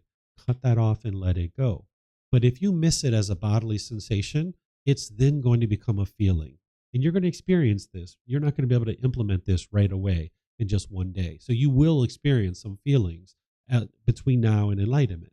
But if you missed it as a bodily sensation and it does become a feeling, then cut it off and let it go there. If you don't cut it off and let it go as a feeling, it's going to affect the condition of your mind for a few minutes, a few hours, a few days. Have you ever been grumpy and irritable for several days or like a week or two? Of course you have, right? That's because you didn't know this. You didn't have this wisdom, right? You didn't know to cut it off as a bodily sensation. You might not even know those things existed, right? And you didn't cut it off as a feeling. So now you were grumpy and irritable and agitated for like a few days or a week or two. So you can cut it off as a condition of the mind. Then there's something called a mental object. This is a deeply rooted container in the mind. And in this example, it's ill will, where the mind has ill will. And this is a deeply rooted container in the mind that you're going to need to become aware of. So, for example, we weren't born with ill will. We weren't born with hatred in our mind. Like when we went into the nursery at the hospital, we didn't hate other babies, right? When we were in the nursery, we developed that over time because we had cravings, desires, attachments. We started experiencing anger and frustration, and we attributed it to something external. So we formed this mental object of ill will in our mind. And right now, you're not angry. You're not having hate for anybody, I don't think, right? You're not having any anger or hatred at this particular moment. But you have this deeply rooted container, this mental object of ill will, that if something triggers one of your cravings, that ill will is going to arise. So the Buddha is teaching you to become aware of those mental objects. All those 10 fetters that we talked about yesterday, those are mental objects. And you'll get more and more familiar with those as you go forward on your journey to enlightenment. But what you can be doing now is becoming aware of the bodily sensations that are associated with craving, desire, attachment that is arising. Like before you get angry, frustrated, agitated, even those pleasant feelings. You know, have you ever heard about those warm fuzzies? That's what people usually call it, right? And we look at like, wow, that feels great. Look at those warm fuzzies. That's the bodily sensations alerting you that you're about to get a pleasant feeling, right? And it's not intuitive to cut that off and let it go, but you need to. Because if you allow your mind to get that conditioned pleasant feeling, it's only a matter of time before the painful one comes. So the painful bodily sensations that are arising, those are typically easier to spot, but you need to be able to spot the conditioned pleasant feelings. Those bodily sensations, those are arising too. And if you allow your mind to get a conditioned pleasant feeling, when that condition changes, you're going to end up in the painful feelings. There is no secret about the path to enlightenment. But if there's one thing that I can hone in on for you guys, is you need to be able to see the pleasant feelings as just as much a part of the problem as the painful ones. And when you see that and you understand that, you can really transform your mind. Because if you get so excited when you get that new job, when you get fired or laid off or the company goes out of business, you'll get angry and sad and frustrated. So you can't eliminate your painful feelings without eliminating the pleasant ones. But remember, these are conditioned pleasant feelings. What you're working towards is the unconditioned mental state of peace and joy, where the mind's always peaceful and always joyful. So if you allow your mind to get conditioned pleasant feelings, it's only a matter of time before the painful ones come. So you can cut off at any one of these times. And you would like to back that up earlier and earlier, where you cut it off as a bodily sensation. So the way that this looks in your day-to-day life is, say I'm sitting on the sofa and I'm watching the news and I'm noticing that there's these bodily sensations occurring, that I'm about to get angry or frustrated. Turn off the news, go out for a walk, go for a bike ride, redirect the mind in another direction. That's using your mindfulness or your awareness of mind of noticing the bodily sensations. And now you're taking right effort to move the mind in a different direction. Because if you allow the mind to sit there and dwell in that painful feeling that is starting to arise, your mind's just going to stay wired that way. So if you're talking in a conversation with your life partner, your children, and you're noticing the anger starting to arise, redirect the mind. Say, you know what? I'm sorry. I need to go outside. I'll see you in a bit. And you just walk outside. Clear your head. Go for a walk. Redirect your mind somewhere else. That's applying right effort to cut it off and let it go. If you dwell in that conversation, you're just going to get angrier and angrier and angrier. Your mind's staying wired that way. So you're trying to cut off and let go. Because these bodily sensations, it's basically like the mind saying, you're about to get angry. You're about to get angry. You're about to get a conditioned feeling. You're about to get this feeling, and you say, nope, I'm not going to let you do that. Whereas if you keep allowing that to happen, your mind's going to stay wired to continue to form conditioned feelings based on external things. So remember, you're not suppressing your feelings here. You're cutting them off and letting them go before it actually becomes a feeling. So this is the 4 foundations of mindfulness. This is awareness of mind, and then being aware of the bodily sensations, the feelings, the condition of the mind, and the mental objects, and working to cut this off sooner and sooner as a bodily sensation.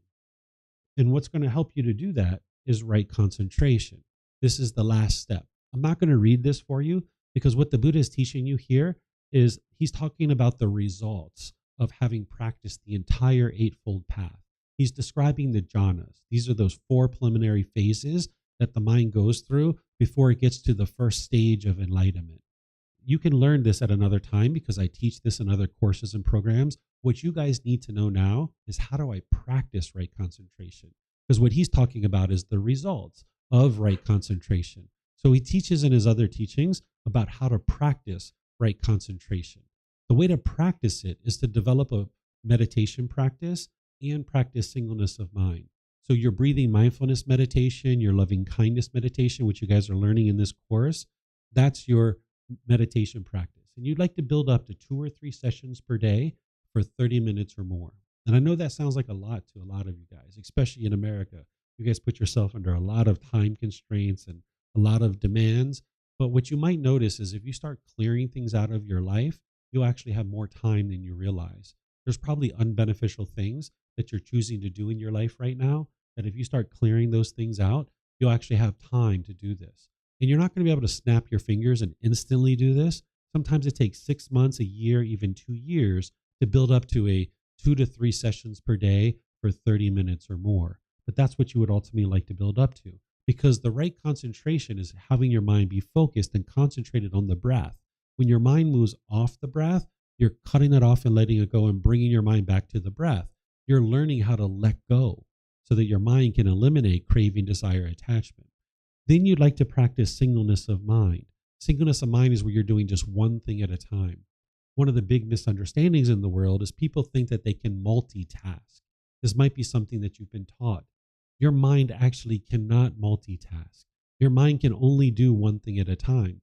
What you're actually doing when you think you're multitasking is you're doing one task for 3, 4, 5, 6, 10 seconds, and then you're rapidly cycling to another thing for 3, 4, 5, 6, 10 seconds, and then you're rapidly cycling to another thing. And you're running around like this day by day by day. You're running around, running around, running around. And then when you get home, you probably find it hard to be relaxed because you're stressed and you're having anxiety. It's kind of like a racehorse. If a racehorse runs around a track constantly, when it goes to the barn, it can't calm down. So if you do that with your mind, where you're constantly racing around, when you come home, you won't feel comfortable. You'll be stressed and you'll have anxiety. So you would like to get to the point where you're just doing one thing at a time, singleness of mind. And this is what's going to promote the best concentration in your mind. The way that I think about it is if you had a piece of wood and you had a steel rod and you grinded this steel rod back and forth over the wood, initially that steel rod's going to bounce around a lot because there's not a groove there yet. But if you get this steel rod going back and forth on this wood, eventually you're going to get a groove going and you're going to get deeper and deeper into that groove. And when the steel rod pops out, you're going to know that and you're going to be able to bring it right back. But eventually, if you grind that steel rod back and forth enough, you're going to get a deeper and deeper groove to the point where it will never pop out. Your mind's always focused. You're always concentrated. There's never a time where your mind is distracted. But you'll never get to that if you keep racing around and doing things and thinking that you're multitasking, because you can't actually multitask and you're actually being less productive. People think they're being more productive, but you're actually being less productive. So if I was talking on the phone to my mom, which she's dead, so I can't anymore, but if I was talking to her on the phone, if I was watching TV and I was eating a sandwich, I'm not actually doing all those 3 things. I'm talking to mom for a few seconds, I'm watching TV for a few seconds, I'm eating the sandwich for a few seconds. When we get off the phone, this conversation could have probably been 10, 15, 20 minutes, but it ended up being 45 minutes or an hour. So I've just wasted more time. And now, how could I ever bring forth my wisdom to practice right speech in this conversation when my mind is distracted doing other things? So I probably said things that was unwise, and now I got to follow back up with mom and say, Mom, I'm so sorry. I didn't mean to say that. I really apologize, right? Or maybe mom asked me to do some things that I agreed to, and when I got off the phone, I can't even remember what they were. And now I got to follow up with her and be like, Mom, what was that I was supposed to do for you again? So actually, you're making the work for you more exhausting. You're actually increasing your workload. You're not decreasing it. So when you practice right concentration, you'll be able to be focused and concentrated. You'll be able to handle everything wonderfully. So this is right concentration, that you practice the meditation daily and you practice concentration, practicing singleness of mind, doing one thing at a time, not allowing the mind to be bouncing around on all these different things. You know, some people, they're not aware of this and they're actually dead right now, right? If you think about people who are talking on the mobile phone, walking down the street, and now they walk out in front of traffic, whack, they're dead, right? Because they didn't understand the natural laws. Or they're riding in the car, talking on the phone, and boom, they got in an accident and they're dead, right? This is the unfortunate side of not knowing these natural laws, is they'll do things in a way that is unwise. But when you have the wisdom to know, you can practice in a way that you know is proper and wise, and then it'll promote the best results in your life. So here, just to summarize, right effort is to taking initiative to eliminate unwholesome aspects of the mind and cultivate wholesome qualities in the mind. So you're going to need to apply the effort to do this. This isn't going to happen by itself. You're going to have to apply the effort and energy to do it. Mindfulness is having awareness of mind, the thoughts and ideas and things that are going through your mind, feelings and emotions, but then more specifically, the 4 foundations of mindfulness: being aware of the bodily sensations, the feelings, the condition of the mind, and the mental objects. Then there's right concentration, practicing meditation, and developing singleness of mind until your mind starts experiencing the jhanas, which are those preliminary phases that the mind experiences these enhanced qualities. And then from there, your practice is going to change a little bit.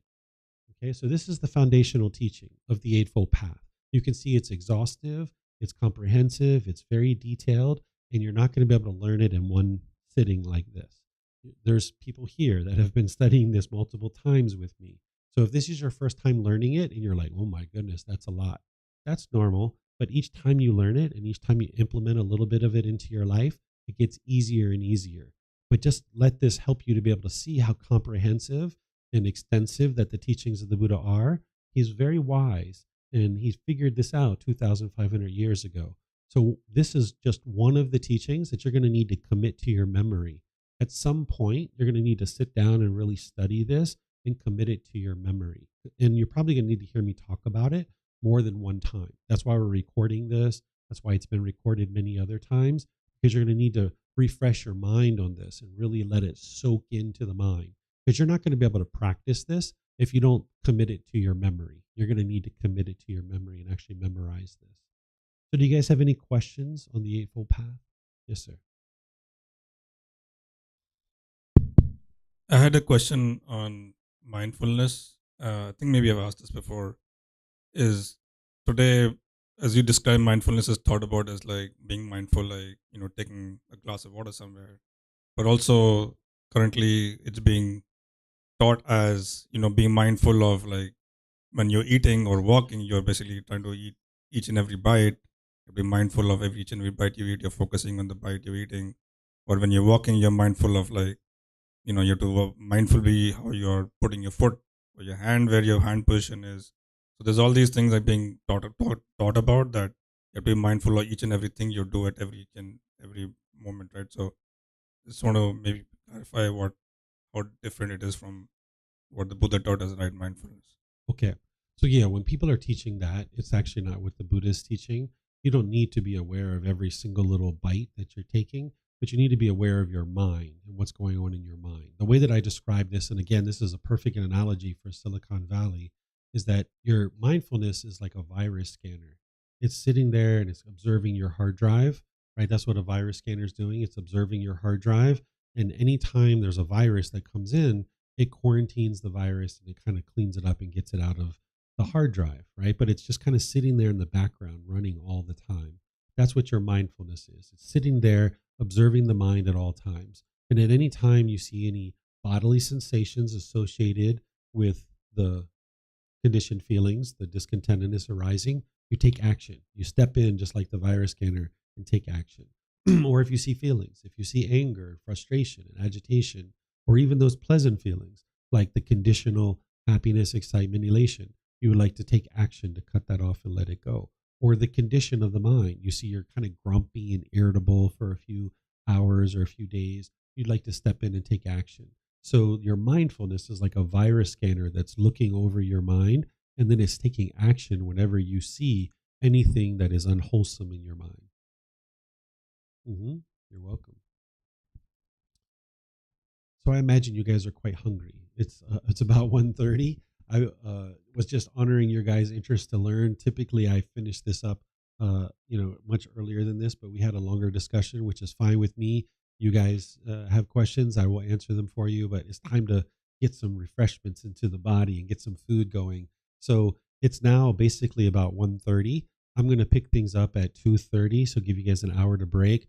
Vibhav has spaces outside where there's tables and stuff, and he has stuff inside. I think food's here. So enjoy your lunch. Thank you so much for your questions. We're going to pick it up after lunch at 2:30, talking about meditation. Okay? So thank you guys so much.